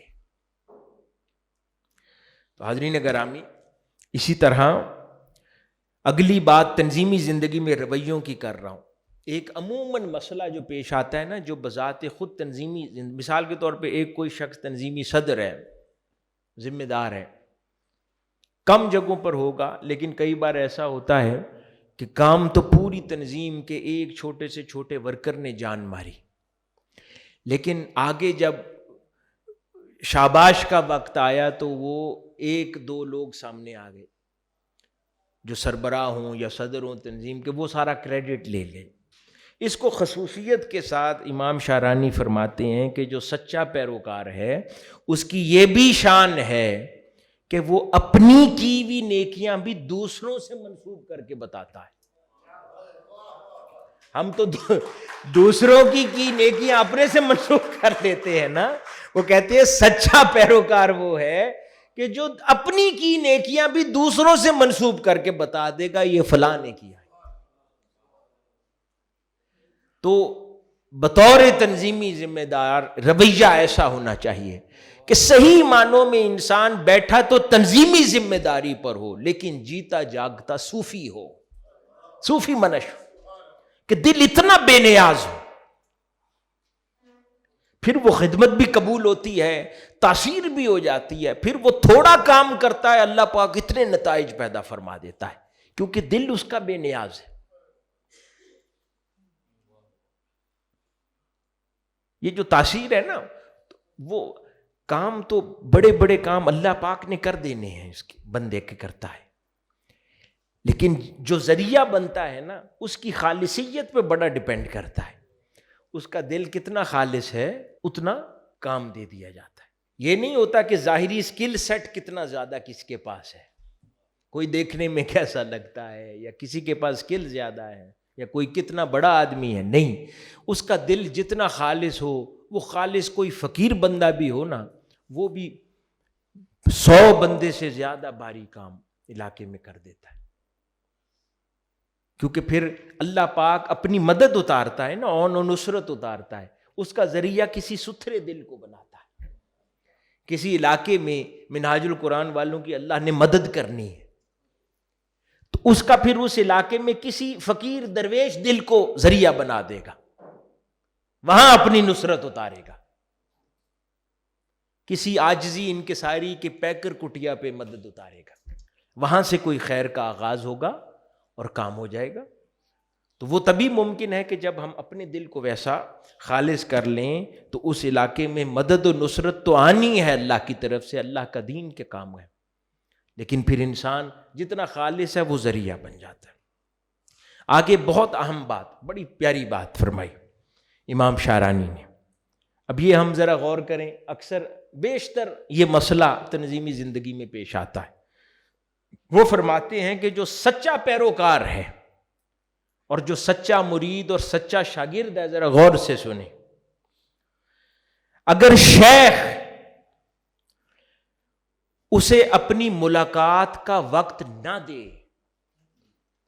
یا گھر آنے کی اجازت نہ دے، بڑی پیاری بات ہے، اگر شیخ کسی پیروکار کو گھر آنے کی اجازت نہ دے یا اسے ملاقات کا وقت نہ ملے اور اس کے دل میں اس بات کا ملال آ جائے تو پھر اللہ سے ڈرے، اللہ اس سے ناراض ہوگا۔ اگر اس بات کا ملال آ جائے کہ شیخ اسے ملنے کا وقت نہیں دیا یا اس کو گھر آنے کی اجازت نہیں دی، تو یہ الفاظ ہیں، فرمایا کہ یہ اگر کیفیت پیدا ہو جائے وہ سچا پیروکار نہیں ہے، الٹا اس کا دل اس پہ راضی رہنا چاہیے کہ جیسے شیخ رکھے، جتنا قریب رکھے جتنا دور رکھے، اس کو اپنے لیے بہتر جانے، اس کو اپنے لیے خیر جانے اور اسی پر دل کو راضی رکھے، یعنی اپنے دل کو۔ تو یہ بڑی پیاری بات فرماتے ہیں کہ سلوک کے رستے پر اسے بدخلقی تصور کیا جاتا ہے مرید کی، کہ اگر اس کے دل میں ملال آ جائے کہ شیخ نے فلاں سے تو ملاقات کی، مجھے ٹائم نہیں دیا، اسے اللہ والوں کے نزدیک بدخلقی تصور کیا جاتا ہے۔ پھر فرمایا کہ جو سچا پیروکار ہے اس کے لیے ضروری ہے کہ اس نے سوال تو کرنا ہے اپنے قائد اور شیخ سے، لیکن اگر وہ ایک بار سوال کرتا ہے اور جان لیتا ہے کہ شیخ نے سن لیا ہے، اب وہ اس کا جواب نہیں دینا چاہتا شیخ، تو اس پر اصرار نہ کرے، یہ سچے پیروکار کی نشانی، یعنی شیخ کو تکلیف نہ دے اس سوال پر اصرار کر کے، اسے حکمت جانے۔ امام شارانی فرما رہے ہیں کہ اسے حکمت جانے، یا کوئی اپنا خواب ہی سنا دے شیخ کو تعبیر کی خاطر اور شیخ اس پر اس کی تعبیر بیان نہ کرے تو بھی اصرار نہ کرے، اسے حکمت جانے کہ شاید میرے لیے اس کی تعبیر جاننا خیر نہیں ہے۔ وہ فرماتے ہیں وہ اس لیے کہ اگر اس کا شیخ اللہ والا ہے تو وہ اس دور کا حکیم ہے، تو پھر اپنے آپ کو بیمار جانے، جیسا ڈاکٹر کہتا ہے پھر ویسے کرتا جائے، اپنی مرضی بیچ میں نہ کرے، کیونکہ اگر اس کا شیخ اور قائد اللہ والا ہے، اس بات کی تسلی ہے کہ وہ اللہ والا ہے، تو پھر اس کو حکیم اس دور کا جانے اور پھر جیسے وہ رکھے ویسے رہے۔ پھر آگے فرماتے ہیں بڑی خوبصورت بات امام شارانی ہی، کہ سچے پیروکار ورکر کی اور مرید کی یہ بھی وصف ہے کہ وہ شیخ کی طویل صحبت سے دھوکہ نہ کھائے، شیخ کی طویل صحبت سے دھوکہ نہ کھائے، یعنی وہ یہ نہ سمجھے کہ دوسرے کے مقابلے میں مجھے زیادہ وقت شیخ کی صحبت میں ملا ہے تو میں بہتر ہوں، یا یہ نہ سمجھے کہ فلاں کو مجھ سے زیادہ اس کی صحبت میں شیخ کی صحبت میں وقت ملا ہے تو فلاں مجھ سے بہتر ہے۔ انہوں نے فرمایا کہ کوئی پہلے چلا کوئی بعد میں چلا، ترقی کا دار و مدار اس پر نہیں ہے، کوئی بعد میں چل کر زیادہ جان لیتا ہے، کوئی پہلے چل کر بھی کم جان پاتا ہے۔ تو اس لیے انہیں فرمایا کہ صحبت اسے دھوکے میں مبتلا نہ کرے۔ اخلاص ہے، اخلاص کے معیار پر کوئی 4 دن میں پہنچ جاتا ہے، کوئی تیز رفتار ہو، کوئی 40 سال میں بھی اس اخلاق کے درجے کو نہیں پہنچ پاتا۔ تو کبھی اس چیز کو اپنے رستے میں نہ لائے اور اس کے اوپر اپنے ہم مجلس لوگوں کے اوپر نہ برتری کا اظہار کرے، نہ ان کا دل چھوٹا کرے کہ میں اتنا پرانا ہوں، میں 1980 سے منہاج القرآن سے وابستہ ہوں، تم 2000 میں آئے ہو، تم 2010 میں آئے ہو۔ یعنی جو سینئر جونیئر کا فرق ہے، عمر کا لحاظ ہے، تجربے کا لحاظ ہے، اسے رکھا کریں۔ لیکن اس بنیاد پر نئے آنے والوں کو ٹوک دینا، ان کا احترام نہ کرنا، ان کو گنجائش نہ دینا کہ میں 40 سال سے مشن کی خدمت کر رہا ہوں، تم 20 سال سے کر رہے ہو، فرمایا کہ اپنے آپ کو اس دھوکے میں مبتلا نہ کرے۔ ہو سکتا ہے 10 سال کی خدمت والا اللہ کے حضور زیادہ مقبول ہو چکا ہو، کیونکہ اتنی خالصیت سے کام کیا، جو 40 سال میں نہ ہوا ہو۔ تو یہ بھی تنظیمی رویوں کے اندر یہ بھی مسائل کی وجہ بن جاتے ہیں۔ اسی طرح فرمایا کہ جو شخص سچا شیخ کا پیروکار ہو، وہ سارے جہاں کے لیے رحمت کا پیکر بن جائے، اپنے بھائیوں کے لیے احترام کرنے والا ہو، ہمیشہ ان کو احترام سے ڈیل کرے، ہم نشین لوگوں کے ساتھ نیکی کرنے والا ہو، جو اس کے شیخ کے ساتھ بیٹھنے اٹھنے والے لوگ، اپنے بھائی کی غیر موجودگی میں اپنے بھائیوں کا، اپنے تنظیمی بھائیوں کی صفائی دینے والا۔ اگر کوئی اس کے خلاف کہیں بات سنے، اپنے بھائی کی غیر موجودگی میں اس کی صفائی دے۔ بلکہ ہم مجلس بھائیوں کا حق تو یہاں تک بیان ہوا ہے کہ اگر اس کا اطلاق آپ تنظیمی زندگی پہ یوں کر لیں کہ آپ اگر کسی کو جانتے ہیں کہ آپ کا شیخ کے ساتھ مجلس میں بیٹھنے والا تھا، وہ اپنے بچے یتیم چھوڑ گیا ہے، بزرگان دین کہتے ہیں وہ تم پر فرض ہے کہ تمہارے شیخ کے ساتھ ایک مجلس میں بیٹھنے والا تھا کہ ان کی خیر خیریت پوچھو۔ اتنے حقوق بیان کیے کہ جو تمہارے ساتھ شیخ کی مجلس میں بیٹھنے والا ہے، اگر کہیں رشتے کے متمنی ہو اور پتہ ہے کہ میرے ہی شیخ کا شاگرد دوسرا وہاں رشتہ بھیج چکا ہے، تو خبردار اس کا حق نہ مارنا، کیونکہ تمہارے شیخ کی اسی مجلس میں بیٹھنے والا ہے، اس پر اس اپنے آپ پر اس کو مقدم جانو۔ یہ حقوق میں سے ہے۔ اگر یہ سارے حقوق انسان سمجھ جائے تو ہماری تنظیمی رویے کتنے اچھے ہو جائیں، بہتر ہو جائیں، اور اللہ کی محبت میں اور اللہ کی محبت کی خاطر ہر وقت کوشش کرتا رہے، اور طلب ثواب کے بغیر صالح عمل کرنا اللہ والوں کا شیوا ہے۔ اور جو اللہ والوں کی صحبت میں جڑے رہتے ہیں تو ان کو بھی امام شعرانی فرماتے ہیں کہ ان کی زندگی بھی یہ ہونی چاہیے کہ اجر و ثواب کی طلب کے بغیر کریں۔ اور پھر وہ جو ورکر ہے، شیخ کا شاگرد ہے یا مرید ہے، اس کو امام حسین بن المنصور الیمنی رحمۃ اللہ علیہ وہ فرماتے ہیں کہ اس کے لیے ضروری ہے کہ وہ اپنے آپ کو ہمیشہ شیخ کے تدبر اور تدبیر کے احاطے کے اندر رکھے۔ ہم لوگ بے چین ہو جاتے ہیں نا تنظیمی زندگی کے اندر، اور ہم سمجھ بیٹھتے ہیں کہ شاید ہم بہتر سوچ رہے ہیں، یہ فیصلہ کیا ہو گیا۔ وہ فرماتے ہیں کہ سچا پیروکار وہ ہے جو شیخ کے تدبر اور تدبیر کے احاطے کے اندر اپنے آپ کو رکھتا ہے، اس سے باہر نہیں جانتا اور اس کو افضل جانتا ہے۔ پھر وہ فرماتے ہیں کہ کچھ شاگرد ایسے ہوتے ہیں کہ فہم و فراست میں اپنے آپ کو شیخ سے بہتر جان بیٹھتے ہیں، تو فرمایا کہ ان کو بھی خدا کا خوف کرنا چاہیے کہ فہم و فراست میں، تدبیر میں، حکمت میں، اسٹریٹجی میں اپنے شیخ کی فکر کے تحت اپنے آپ کو رکھے، ہمیشہ اس سے باہر نہ جائے۔ ماتے ہیں اس کا نقصان ہوگا اور شیخ سے کچھ حاصل بھی نہیں کر پائے گا۔ پہلے ہم نے جو اللہ اور اس کے رسول کی بات ہے، بزرگان دین کی بات ہے، اس سے سمجھا اپنے رویوں کو۔ اب بطور تنظیمی ذمہ دار، عہدے دار، ہم کیا کر سکتے؟ جب بھی ہم کسی بھی علاقے میں آپ کو صدر بنا دیا گیا، اب ایز اے صدر آپ نے اپنے کام کا آغاز کرنا ہے، تو یہ بڑا ضروری ہے کہ اپنے ارد گرد کے ماحول میں اپنے ساتھ کام کرنے والے لوگوں کے مزاج کو جانچیں، سمجھیں۔ اندھا دھن ایک چھڑی کے ساتھ نہ سب کو ہانک دیں، ارد گرد جو آپ کے ساتھ کام کرنے والے ہیں ان کو بھی جانچیں، اور جن کو دعوت دینی ہے ان کو بھی جانچیں، ان کے مزاج کو سمجھیں، وہ کس کے ساتھ بیٹھتے اٹھتے ہیں اس کو سمجھیں، اس علاقے میں اگر معاشرتی گروپنگز ہیں اس مزاج کو سمجھیں، ان کی حکمتوں کو سمجھیں، اس ورکنگ کے بعد اپنی خدمت انجام دیں۔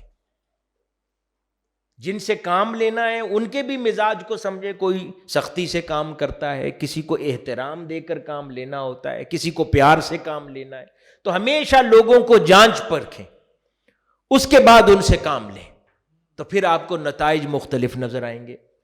اور اسی طرح جن لوگوں کو دعوت دینی ہے ان کی صورتحال بھی اسی طرح کی ہے کہ جس کو دعوت دینے جا رہے ہیں اس کو بھی سمجھیں، ایسے اندھا دھن نہ چل پڑے۔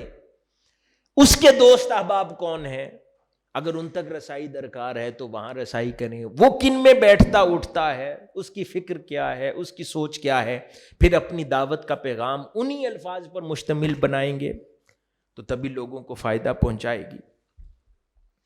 اسی طرح جب آپ تنظیمی ذمہ داری پر فائز ہوتے ہیں تو وہاں پر آپ کو بین الشخصی صلاحیتیں جو ہوتی ہیں، انٹرپرسنل جو سکلز ہیں، اس کی بے حد ضرورت ہوتی ہے۔ جتنی اچھی آپ کی وہ سکلز ہوں گی اتنے مؤثر تنظیمی ذمہ دار یا علاقے میں صدر یا ناظم یا جس بھی سیٹ پر آپ فائز ہیں اتنی بہتر خدمت انجام دے پائیں گے اگر انٹرپرسنل سکلز آپ کی اچھی ہیں۔ ان کے اندر مثال کے طور پہ آپ کی شخصیت میں اگر حساسیت ہے، حساس اپنے لیے نہیں ہے، لوگوں کے دکھ کو، ان کی خوشی کو، ان کے غم کو، ان کے تاثرات کو سمجھ سکتے ہیں، آپ اتنے کامیاب لیڈر اپنے علاقے میں بن جائیں گے۔ اگر لوگوں کے تاثرات کو، لوگوں کے جذبات کو ہی نہیں سمجھ پاتے، وہ کیا چاہتے ہیں آپ سے، تو آپ کامیاب لیڈر نہیں بن سکتے۔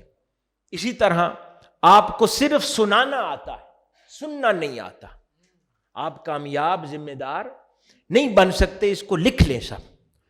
اگر آپ لوگ صرف سنانا جانتے ہیں کہ آپ میٹنگ کال کرتے ہیں، بلا کر مرکز سے ملا ہوا ایجنڈا سنا دیتے ہیں، تھوڑا سا ایسے آدھے منٹ کی بات تھوڑوں کو کرنے کا موقع دیا اور پھر اپنا لیکچر دیا اور بات ختم کر دی، تو آپ اپنی ذمہ داری کو بہتر انداز میں انجام دے ہی نہیں سکتے۔ یہ میں ماڈرن ٹول ٹیکنیکس کی بات کر رہا ہوں کہ یہ جو عالم مغرب میں لیڈرشپ کے حوالے سے جو چیزیں بیان کی گئی ہیں، میں ان کی روشنی میں یہ چیزیں عرض کر رہا ہوں۔ وہ کہتے ہیں کہ آپ کو اگر آپ اچھے لسنر نہیں ہیں، آپ اچھے لیڈر نہیں ہیں۔ تو اس لیے جس علاقے میں جس ذمہ داری پر فائز ہیں، بولنے سے زیادہ سننے سیکھیں۔ اگر صدر ہے 3 گھنٹے کی مجلس میں کوشش کریں 2 گھنٹے یا اس سے زائد سنیں، پھر آپ صحیح معنوں میں جن کے لیڈر ہیں ان کی عکاسی کر سکیں گے، ان کے جذبات کی عکاسی کر سکیں گے، ان کے جذبات کی نمائندگی کر سکیں گے۔ اور اگر سنتے نہیں ہیں تو آپ جان ہی نہیں سکتے کہ جن پر آپ کو صدر بنایا گیا ہے، جن پر آپ کو ناظم بنایا گیا ہے، وہ چاہتے کیا ہیں۔ آپ کے پاس آراء نہیں پہنچیں گی، نئے آئیڈیاز نہیں پہنچیں گے، نئے پروجیکٹس نہیں پہنچیں گے، اور ایک فکری دوری اور پھر گروپنگز پیدا ہونا شروع ہو جاتی ہیں۔ اس کو ہمیشہ ذہن میں رکھیں۔ ایک اور اہم بات کہ ہر انسان کی خواہش ہوتی ہے کہ وہ تنظیمی زندگی میں سیاست سے دور رہے۔ سیاسی زندگی میں تنظیم سے دور رہنے کی بات نہیں کر رہا، تنظیمی زندگی میں سیاست سے دور رہنے کی۔ تو ہر آدمی چاہتا ہے کہ وہ تنظیمی زندگی میں سیاست سے دور رہے، یعنی گروپنگ نہ ہو اس کے علاقے میں، کوئی مخالفت نہ ہو، اس کا ٹینیور سموتھلی گزرے۔ ہر انسان کی خواہش ہے، اور یہ بات درست بھی ہے کہ اسے فائدہ پہنچاتی ہے۔ تو اس کا ایک حل ہے جو بین الاقوامی اس سبجیکٹ کے لیڈرز اور ایکسپرٹس بیان کرتے ہیں۔ وہ کہتے ہیں کہ پھر اپنے دوست کو قریب اور جسے تم سو کالڈ دشمن سمجھتے ہو اسے قریب تر رکھو، اس سے ملنا جلنا ہی نہ ختم کر دو، اس کو اپنے سے پھر کاٹ نہ لو کہ یہ جب بھی ملتا ہے یہ مخالف بات ہی کرتا ہے، اس کو تو میٹنگ میں کال ہی نہیں کرنا. نہیں، یہ پھر سلیقہ نہیں ہے. جو پھر مفکرین ہیں اس سبجیکٹ کے وہ کہتے ہیں کہ جس کو سو کالڈ، ہو سکتا ہے وہ نہ ہو تمہارا دشمن، لیکن اپنی سوچ سے سمجھتے ہیں نا. اگر کسی کو لیٹ سے سپوز کرتے ہیں کہ یہ میرا مخالف ہی ہے، وہ کہتے ہیں کہ پھر دوست کو جتنا قریب رکھتے ہو اس سے زیادہ اسے قریب رکھو. دو ہی صورتیں ہوں گی، یا پھر وہ آپ کی محنت دیکھ کے بدل جائے گا. ایک صورت تو یہ ہوگی کہ زیادہ قریب رکھنے سے دیکھے گا نا آپ کو تو بدل جائے گا، یا دوسری صورت یہ ہوگی کہ پھر اس کا شر نظر میں رہے گا، پھر آپ دیکھتے رہیں گے کیا کرنے والا ہے، تو اسے اپنے پاس رکھیں. تو پھر وہ علاقائی گروپنگ سے دور رہتے ہیں. یہ نہیں کہ آپ یہ اکثر عموماً کیا تنظیمی زندگی میں آپ بلانا چھوڑ دیتے ہیں لوگوں کو، اس کا نقصان ہوتا ہے. تنظیمی رویوں میں تو قریب کر لیں، یا وہ بدل جائے گا آپ کی محنت اور اخلاص دیکھ کر اگر سچا آدمی ہے. اس کو مغالطہ تھا نا دور رہ کر، وہ آپ کو ٹھیک نہیں سمجھتا تھا، قریب سے آپ کے شب و روز دیکھے گا، محنت دیکھے گا تو دل بدل جائے گا. یا دوسری صورت اگر وہ پھر بھی سازش ہی کرتا ہے تو پھر کم از کم اس کی سازش آپ کے سامنے رہے گی. تو اسی طرح اگلی بات اس میں جو ایک اہم چیز جو عموماً ہمارے معاشرے میں پائی جاتی ہے، یہ گورنمنٹ سے لے کر تنظیمی زندگیوں تک بھی یہ بڑی کمزور بات ہوتی ہے. اس پہ ذرا غور کریں. ہمارے ہاں عموماً رجحان یہ ہوتا ہے کہ اگر کوئی بہت اپنے سے قابل شخص نظر آئے نا، اس کو اپنی ٹیم کا حصہ نہیں بناتے. اپنے سے قابل شخص کو ٹیم کا حصہ نہیں بناتے. کیوں؟ ایک سوچ ہوتی ہے کہ اپنے آپ کو غیر محفوظ سمجھتے ہیں کہ شاید خدا نخواستہ یہ میری سیٹ کو چیلنج کر دے گا. یہ نہایت بزدلانہ سوچ ہے اور مشن کے لیے نقصان دہ عمل ہے. اگر اللہ پاک نے اس کو آپ سے زیادہ صلاحیت دی ہے تو دل کھلا ہونا چاہیے کہ اچھا ہے کام سیکھ لے تاکہ اگلا ٹینیور بہتر ہاتھوں میں چلا جائے. اتنا کھلا دل ہو اللہ اور رسول کے لیے نا، اللہ کے دین کی خاطر. اگر واقعی کسی میں صلاحیت زیادہ ہے، کیونکہ اس بات کا یقین ہونا چاہیے اگر آپ اللہ والے کی کسی صحبت میں بیٹھنے والے ہیں کہ رزق اللہ کے پاس ہے. اگر آپ کے لکھا ہے تو وہ رک نہیں سکتا، اور نہیں لکھا تو کوئی دے نہیں سکتا. تو اس میں اللہ کے دین کے کام میں کیوں رکاوٹ بننا؟ اگر کسی میں اہلیت زیادہ ہے تو جو الٹا قریب لائے، سکھائیں کام اس کو، اور دل میں خواہش ہو کہ اچھا ہے بہتر ہاتھوں میں کام چلا جائے. اگر اتنی بے نیازی سے کریں گے نا تو اللہ پاک اس کی لاج رکھتا ہے. اگر بندہ ڈر ڈر کے بزدلی سے قابل لوگوں کو پیچھے کرتا ہے، دباتا ہے، ان کے پروفائلز بڑھنے نہیں دیتا، یہ بہت چھوٹا کام ہے. یعنی انسانی معیارات پر بھی بڑا پست کام ہے. یہ زیب نہیں دیتا، یہ کبھی بھی نہیں کرنا چاہیے. اور ہمیشہ اہل لوگوں کی ٹیم بنانی چاہیے، تابع لوگوں کی ٹیم نہیں بنانی چاہیے، اہل لوگوں کی ٹیم بنانی چاہیے. پھر ریزلٹس آتے ہیں. جب بندہ تابع لوگوں کی ٹیم بناتا ہے نا تو یعنی جتنی اس کی عقل ہے اس سے کم ہی سوچنے والے ہوں گے تو اسے بہتر کیا مشورہ دیں گے. ایک روز کچھ بیٹھے ہوئے تھے آپ کے ساتھ صحبت میں تو عرض کرنے لگے کہ مولا علی شیر خدا رضی اللہ تعالیٰ عنہ سے کہ یہ کیا وجہ ہے کہ سیدنا ابو بکر صدیق رضی اللہ تعالیٰ عنہ، سیدنا عمر فاروق کا دور بڑا سکون سے گزرا، سیدنا عثمان غنی کا بھی بڑا ایکسٹینڈڈ زبردست دور تھا، آپ کے زمانے میں اتنے فسادات ہوئے، جنگیں ہوئیں، اتنے مسائل ہوئے، یعنی اتنی سموتھلی نہیں گزر رہا. آپ نے بڑی پیاری بات فرمائی. آپ نے فرمایا ابو بکر و عمر کا مشیر میں تھا، میرے مشیر تم ہو.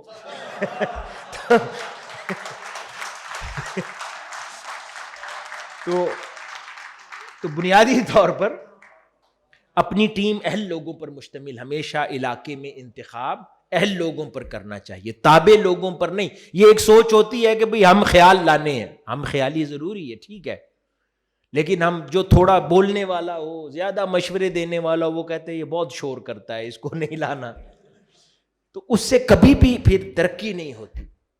قابل آدمی لائیں ٹیم میں، بھلے وہ اس کا اضافی شور برداشت کرنا پڑے، کریں، لیکن وہ اس اضافی شور کے ساتھ آئیڈیاز بھی اچھے دے گا، بہتر۔ کچھ لوگ ہوتے ہیں صرف بولنے والے ہوتے ہیں، کرتے نہیں ہیں، ان کی جنس جدا ہے، لیکن جو لوگ ایکچولی پروڈکٹیو ہیں، ریزلٹس بھی دے سکتے ہیں، ان کو لائیں ٹیم کے اندر، اور اس سے کبھی گھبرایا نہ کریں، اس سے آپ کی اپنی شخصیت اور وقار بلند ہوتا ہے۔ یہ بنیادی وجہ رویوں کے اندر ہے کہ قابل لوگوں کو پچھاڑ دیتے ہیں، پیچھے ہٹتے ہیں، وہ دور ہو جاتے ہیں، آپ کی تنظیم میں ہی آنا بند کر جاتے ہیں، پھر سادہ سادہ درویشوں پر سیٹ اپ رہ جاتے ہیں، پڑھے لکھے لوگ باہر نکل جاتے ہیں، کیونکہ ہمیں وہ ان کو ڈیل کرنا نہیں آتا پڑھے لکھے لوگوں سے، یہ چیز۔ اس کے بعد اگلی چیز جو اس کے اندر میں، اب کیونکہ باتیں تو بہت سی ہیں، میں 2-3 ضروری چیزیں کر کے پھر آگے ختم کرتا ہوں بات کو۔ اگلا اہم حصہ تنظیمی زندگی میں جو غور طلب ہے کہ بطور رہنما کبھی بھی آگ بھڑکانے والا رویہ نہیں ہونا چاہیے۔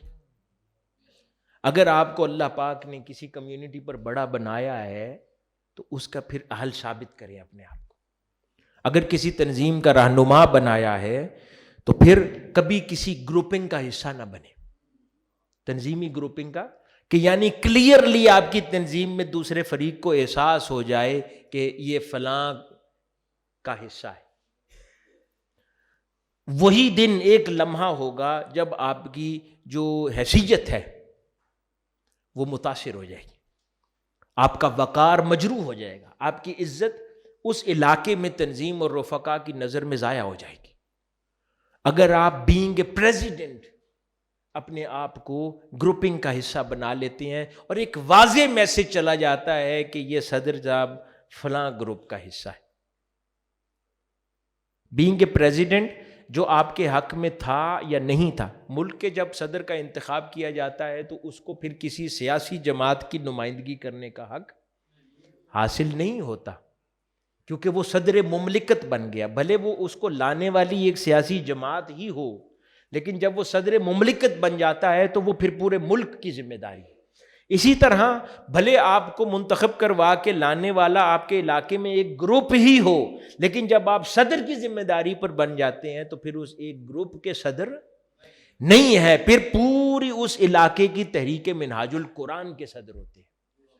جو آپ کے حق میں تھا یا نہیں تھا، آپ کی نگاہ میں برابر ہو جانی چاہیے، اس میں فیورٹزم کا پھر عمل ختم ہو جانا چاہیے، پھر آپ اپنی اس ذمہ داری کے ساتھ انصاف کر رہے ہیں۔ اور ہمیشہ جب آپ کے پاس کوئی جھگڑا تنظیمی مسئلہ آ جاتا ہے تو ہمیشہ کوشش کیا کریں حکمت کے ساتھ، اور ہر مسئلے کا حق میں اور خلاف فیصلہ ہی ضروری نہیں ہے کہ آپ کریں۔ ہر مسئلے کا ایک فیصلہ وہ بھی ہوتا ہے جس سے دونوں پارٹیز خوش ہو سکتی ہیں، کوشش پہلی ترجیح وہ کیا کریں، کیونکہ تنظیمی زندگیاں اس قسم کی ہیں کہ اس کے اندر علل اعلان آپ حق اور خلاف کئی بار نہیں کر سکتے، کئی بار ایسی مجبوری ہے کہ آپ کو حق اور خلاف کرنا ہے، ادروائز پہلی کوشش یہ کریں کہ دونوں کچھ نہ کچھ لے کے راضی ہو جائیں۔ اگر نہایت ہی بڑی مجبوری ہو تو اس صورت میں کوشش کیا کہ پھر حق اور خلاف کسی ایک کے فیصلہ کر لے، اور اس میں بھی اپنی ذاتی خواہش کو ہمیشہ پیچھے رکھا، اس کو اس میں شامل نہ ہونے دیا، اس کو رستے میں نہ آنے دیا، اور جھگڑوں کے اندر کبھی فریق نہ بنے۔ اور تنقید بھی اگر کسی اپنے ساتھ تنظیم میں کام کرنے والے شخص پر کرنی ہے تو بینگ اے پریزیڈنٹ اپنے لہجے کو فرم رکھے، اس میں لچک نہ ہو کسی بھی ذمہ دار کے طور پہ، لیکن اپنی آواز پست رکھے، لہجہ مضبوط جس میں آپ کی پختہ ارادی ثابت ہو، لیکن اپنی آواز کو احترام کے دائرے میں اور ہمیشہ پست رکھے، کیونکہ وہ آپ کا تحریکی بھائی ہے جس کے ساتھ آپ ڈیل کر رہے ہیں. پھر آپ کا ہمیشہ وقار سلامت رہے گا علاقے کے اندر، اور پھر جس کے ساتھ آپ ڈیل کرتے ہیں ان میں بھی آپ کی عزت.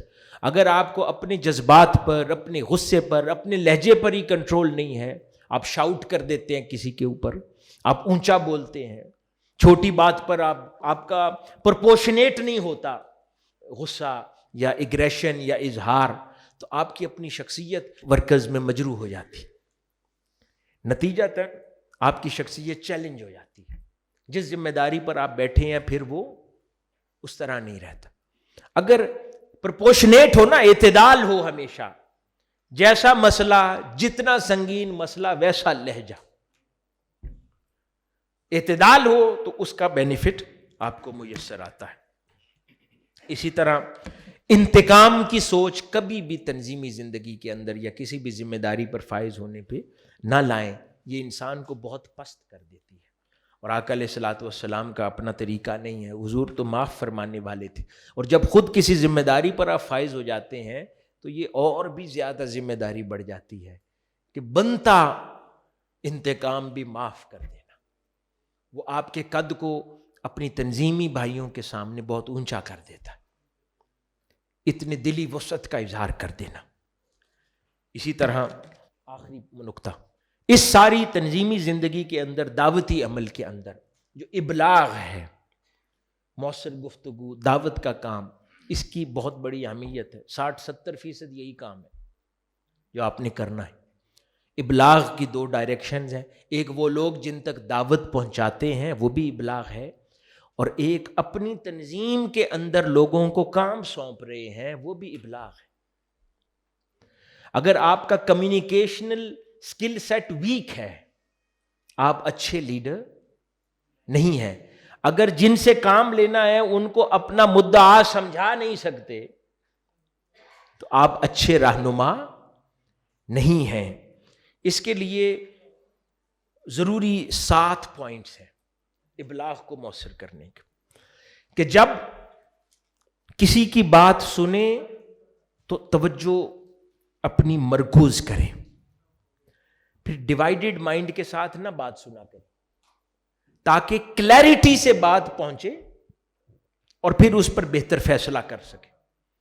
اگر بھرے ہوئے پری آکوپائڈ مائنڈ کے ساتھ کسی کی بات سنیں گے نا، جتنی بھی مصروفیت کیوں نہ ہو، اپنے نظام کو ایسا بنانے کی ضرورت ہے کہ جب کسی کو سننا ہے پھر کلیئرٹی سے سنیں، تاکہ دیر اینڈ دین صحیح فیصلہ ہو سکے. یہ نہ ہو کہ وہ بات بھی اپنی کر جائے، ہمارا بھی دماغ پری آکوپائڈ تھا، اس کی بات پوری سمجھی بھی نہیں اور فیصلے میں پھر نقص آتا. تو پری آکوپائڈ ذہن کے ساتھ نہ سنیں، کامل توجہ دیں. اس سے 2 چیزیں ہوں گی، ایک بات پوری آپ کو سمجھ آئے گی، دوسرا اس کو بھی عزت محسوس ہوگی، وہ آپ کا احترام کرے گا. اور دوسری چیز کہ جب کسی کو پیغام دینا ہے تو بھی دینے سے پہلے 2 چیزوں پر توجہ مرکوز کریں. ایک یہ کہ کس کو دے رہے ہیں، اس کی ذہنی سطح کیا ہے. تو پیغام دیتے ہوئے الفاظ کا انتخاب اور مثالوں کا انتخاب ویسا کریں. یہ میں صرف خطاب کی بات نہیں کر رہا، روزمرہ کی کمیونیکیشن کی بات کر رہا ہوں تنظیمی، کہ اس کو اس طرح کی بات کریں کہ اسے سمجھ آ جائے. اور دوسری کہ جب آپ نے اس کو پیغام دینا ہے تو میسج ایگزیکٹلی کیا دینا ہے. مثال کے طور پر عموماً بہت سارے لوگوں کو دیکھنے میں ملا ہے کہ وہ کئی لوگ اتنا لمبا پیغام اور لمبی بات کرتے ہیں، اس کے اندر جو اصل میسج کمیونیکیٹ کرنا ہوتا ہے وہ گم ہو جاتا ہے کہیں. تو اس کی سٹرکچر بات کا ہمیشہ واضح ہونا چاہیے کہ جو اصل بات ہے وہ میں نے کہاں رکھ کے کرنی ہے اور اس پر کتنا وقت دینا ہے. اور اتنا وقت بھی اپنی بات میں نہ لگائیں کہ اگلا دوبارہ وقت نہ دے آپ کو، کہ یہ وقت بہت ضائع کرتا ہے. اگر 2-3 منٹ کی، میں آپ کو چند پریکٹیکل باتیں عرض کر رہا ہوں، اگر آپ کی بات 3 منٹ میں ختم ہوتی ہے، اگلا 10 بار ٹائم دے دے گا، بھائی 3 منٹ ہی لیتا ہے. اگر ایک بندے کو ہر بار 1 گھنٹہ چاہیے ہوتا ہے تو وہ آدمی بھی ٹائم دیتے کترائے گا، بھائی جب کھلا گھنٹہ ہوگا پھر دیتا ہوں. تو بہتر ہے اپنی بات کو انتخاب کر کے مختصر الفاظ میں ہمیشہ کیا کریں. تو مختصر ہمیشہ کریں. اس 10 منٹ کی حاجت نہیں ہے. اندر بات، بیچ میں 5-7 ضروری ہوتے ہیں جملے. یعنی یہ نہ سمجھیں کہ وہ اگلے آدمی اگر کوئی آپ کا لیڈر ہے یا کوئی سینئر ہے، اللہ پاک نے اس کو سینئر بنایا، سمجھ رکھتا ہوگا، اس کو تمہید کی ضرورت نہیں ہے. اس کو مختصر بات کر دے کہ یہ میرا مطمع نظر ہے، یہ چاہیے، وہ ریزن سمجھ جائے گا. تو ہمیشہ پیغام دیتے ہوئے اس کو سامنے رکھیں. کسی کو خط لکھ رہے ہیں، ای میل لکھ رہے ہیں، تو ہمیشہ اس کے سبجیکٹ کے اندر ٹائٹل لکھتے ہیں نا کہ میں کس مقصد کے لیے ای میل کر رہا ہوں. اسی طرح اپنی زبانی بات کو بھی سٹرکچر دیا کریں،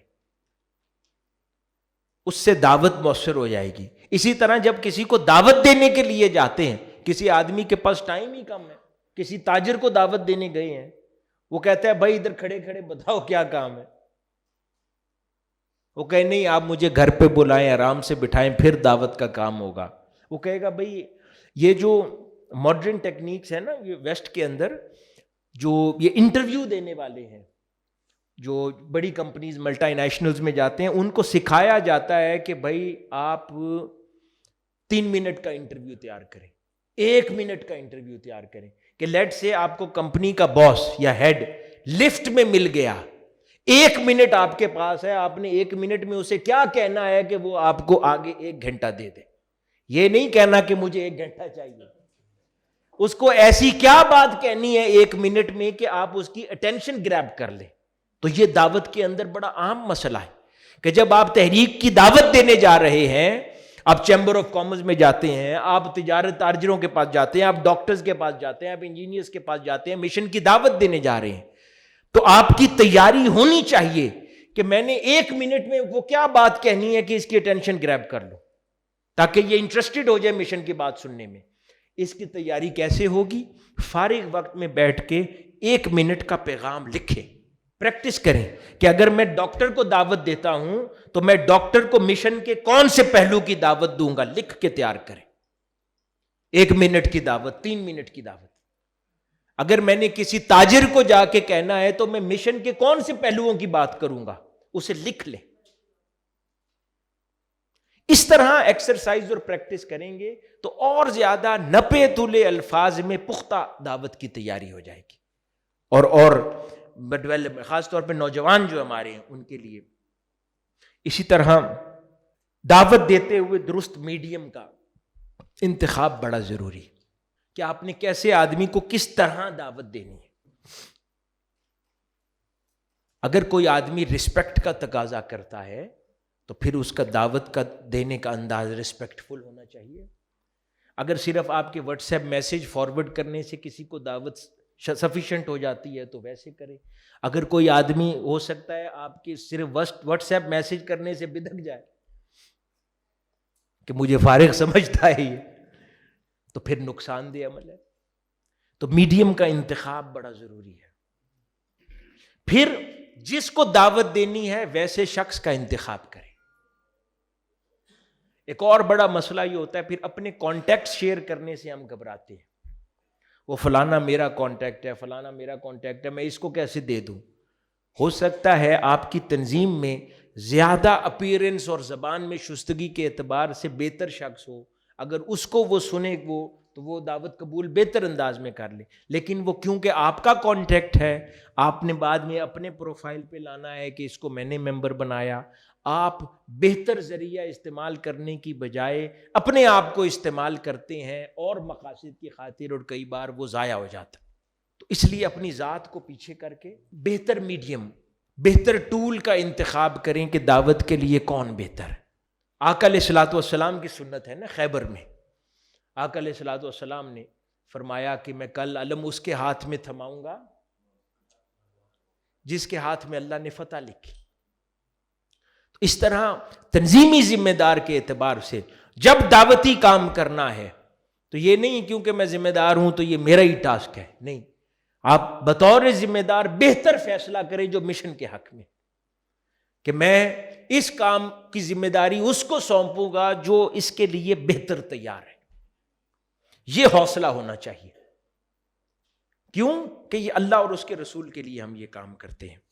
ہر بات کا ہمیشہ خلاصہ بیان کریں. آقا علیہ الصلوۃ والسلام کی سنت ہے، آپ کوئی چیز ارشاد فرماتے آپ اسے 3 بار ریپیٹ فرماتے. تو کوئی انسٹرکشن تنظیم کو دیں، کام کو انجام دینے کے لیے اس کو کلیئرٹی سے کمیونیکیٹ کریں.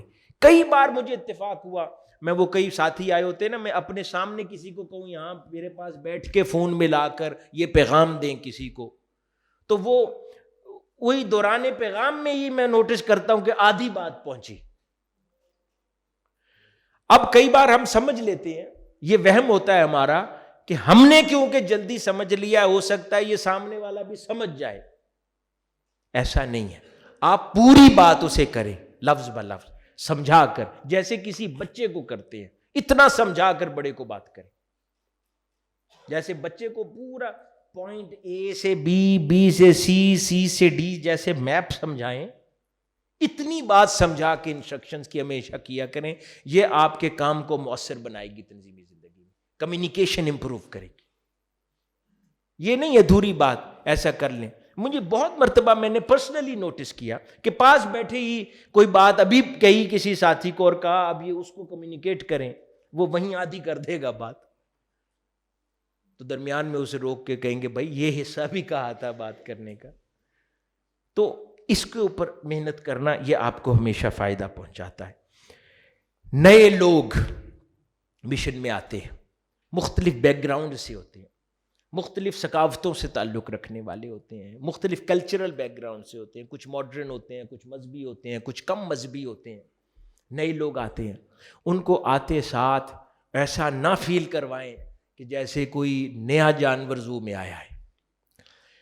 یہ بہت خطرناک عمل ہے. اگر آپ یہ اس کو اپنائیت نہیں دیں گے تو وہ آدمی آپ کے سیٹ اپ میں نہیں رکے گا. ہو سکتا ہے آپ کے طور طریقے نہ سمجھتا ہو سکتا ہے آپ کے طریقے مشن کی ادب آداب زبان اسے ابھی نہ آتی ہو، لیکن آپ بھی تو کبھی نئے تھے، وہ بھی سیکھ جائے گا. تو اسے اپنائیت دیں، ایکسٹرا آرڈینری توجہ دیں، اسے گنجائش دیں. آقا علیہ الصلوۃ والسلام کی اسی سنت پر، جیسے وہ اعرابی مسجد نبوی میں کھڑا پیشاب کر رہا تھا تو صحابہ کرام اس کو ڈانٹنے لگے. حضور نے فرمایا نہیں، بلکہ وہ جب تک اس نے پیشاب مکمل نہیں کیا فرمایا اس کو ابھی تنگ بھی نہ کرو، اس کی یہ تکلیف اب حاجت اس کی روا ہونے دو، اس کے بعد اسے پیار سے سمجھاؤ. تو نئے لوگوں کو اس طرح کہ ان کو احساس نہ ہو کہ ہم کارنر ہو گئے ہیں، اور آگے آنے والوں کو ذمہ داریاں دیا کریں، ان کی اہلیت، ان کو سپورٹ کیا کریں. اس مشن کو، کیونکہ یہ مشن ایک کنٹینیوس پروسیس ہے، اس کو نہ تو کوئی اجارت داری تصور کر سکتا ہے، نہ یہ وراثت ہے. مشن ایک کنٹینیوس خدمت کا نام ہے جو اللہ اور اس کے رسول کی خاطر کرنی ہے. تو انسان کی تو علاقے میں کوشش یہ ہونی چاہیے کہ میں آگے مشن کو بہترین سے بہترین لوگ دے جاؤں تاکہ یہ قافلہ چلتا رہے، صدیوں چلتا رہے. نئے سے نئے بہتر سے بہتر لوگ دے جاؤں، ٹرین کر کے بہتر سے بہتر. ہم تو اپنے سب آرڈینیٹس کو ہی ٹرین نہیں کرتے کہ کہیں میری ریپلیسمنٹ میسر نہ آ جائے. کوئی کائنات میں کسی کی ریپلیسمنٹ نہیں ہوتا، کیونکہ دینے والا اللہ ہے. اس نے آپ کے حق میں جب تک خدمت لکھی ہے وہ خدمت ہے، جب اس نے نہیں لکھی تب نہیں ہے. وہ جب چاہے واپس لے لے، جب چاہے دے دے. لیکن اس میں پھر بخل اور کنجوسی ہمیں نہیں کرنی چاہیے. آخری بات کہ ذہن میں رکھا کریں بطور تنظیمی ذمہ دار اپنے رویوں کو بہتر اور مناسب رکھتے ہوئے، اگر کسی نے غلطی کی ہے تو غلطیاں آپ بھی کرتے ہیں. ہر کوئی غلطی سے پاک نہیں ہے. اللہ پاک ہماری کتنی غلطیوں سے درگزر کرتا ہے، ہمارے بڑے ہماری غلطیوں سے کتنا درگزر کرتے ہیں. تو اگر ہم کسی بھی ذمہ داری پر ہیں تو ہم بھی اپنے چھوٹوں کی غلطیوں سے درگزر کر سکتے ہیں. ضروری نہیں ہے کہ ہم اپنے لہجے کو تلخ کر لیں، اس کی عزت کو مجروح کریں. تو ان چیزوں کو ہمیشہ اگر ہم اپنے ذہن میں رکھیں گے تو ہماری تنظیمی رویے بہتر ہوں گے. اور آخری بات وہی پرانے جو امام شعرانی رحمۃ اللہ علیہ ارشاد فرماتے ہیں کہ شیخ، مربی یا قائد اگر تمہیں ڈانٹے، تم سے ناراض ہو، تم سے سخت بات کرے، فرمایا کہ جو اس ڈانٹ پر دل میلا کر لے اس سے بڑا بدبخت کوئی نہیں. وہ اپنے اوپر رحمت کا دروازہ بند کرتا ہے. تو فرمایا سچا پیروکار وہ ہے کہ اسے جب ڈانٹ ملے اللہ کا شکر ادا کرے کہ کوئی مجھے ڈانٹنے والا ہے، کوئی مجھے سکھانے والا ہے، کوئی مجھے جھنجھوڑنے والا ہے. کیونکہ جب کوئی جھنجھوڑنا بند کر دے تو پھر اصلاح کا دروازہ کم ہو جاتا ہے. یہ کسی نے مزاحن مجھے ایک جملہ سنایا، آپ لوگوں کی نظر کر دیتا ہوں. ایک اسٹوڈنٹ تھا، تو اس اسٹوڈنٹ نے اس کو استاد کلاس میں ہر وقت ڈانٹتا رہتا تھا، ہر وقت اسے، باقی کلاس کو ڈانٹتا نہیں تھا، اس کو بہت زیادہ ڈانٹ پڑتی تھی. ایک دن وہ تنگ آ کے نا اس نے کھڑے ہو کے استاد کو کہا کہ استاد گرامی، پوری کلاس میں 45 اور بچے بھی ہیں، آپ کو صرف میں نظر آتا ہوں، ہر بات پہ آپ مجھے ڈانٹتے ہیں، باقیوں کو تو اتنا نہیں ڈانٹتے، آپ ہر چھوٹی بات پہ مجھے ڈانٹتے ہیں. تو استاد نے تھوڑی دیر خاموش ہو گیا، سوچا، اسے کہا جا بیٹا آج سے تجھے بادشاہ کر دیا، آج سے تجھے بادشاہ کر دیا. اس کے بعد سال ہا سال گزر گئے اور اس نے پھر اس کو کبھی ایک لفظ بھی نہ کہا. استاد نے اسے ڈانٹنا بند کر دیا. وہ بچہ ڈکیت بن گیا. جب ڈکیت بن گیا تو کہیں پھر راہ میں مل گیا استاد اسے، اسی کوئی لوٹنے لگا تھا. تو دیکھا کہ استاد ہے تو اسے کہا کہ استاد چلے جائیں آپ کو نہیں لوٹتا، اتنا حیا کیا. لیکن پھر روک کے کہنے لگا کہ ایک دن آپ نے مجھے کہا تھا بیٹا بادشاہ کر دیا، اس کی بات سمجھ نہیں آئی. کہا یہ جو تو اب بن گیا ہے نا اس لیے تجھے بادشاہ کر دیا تھا، کیونکہ میں جب تک تیری تربیت میں انٹرسٹڈ تھا تجھے ڈانٹتا تھا، جب سے تیری تربیت سے ہاتھ اٹھا لیے تو سیاہ کر سفید کر مجھے ڈانٹنے کا شوق نہیں. تو ہمیشہ شیخ اور استاد اسی کو ڈانٹتا ہے جس کی تربیت میں انٹرسٹ لیتا ہے، ادروائز کسی کو اونچا بولنے یا چیخنے کا شوق نہیں ہوتا. والدین بھی ایسا ہی کرتے ہیں اولاد کے ساتھ. تو یہ حاضرین گرامی کچھ گزارشات تھیں جو آپ کی گوش گزار کی، جو باتیں ہم نے کی ہیں ان پر اللہ پارا رہنے کی، ہمیں اللہ تعالیٰ عمل پیرا رہنے کی ہمیں توفیق عطا فرمائی، ہمارے حال پر لطف و کرم فرمائے، اور جو ذمہ داریاں اللہ پاک نے ہمیں تنظیمی زندگی میں سونپی ہیں ان کو کما حق ہو ہمیں ادا کرنے کی توفیق عطا فرمائے. والسلام وما علینا الا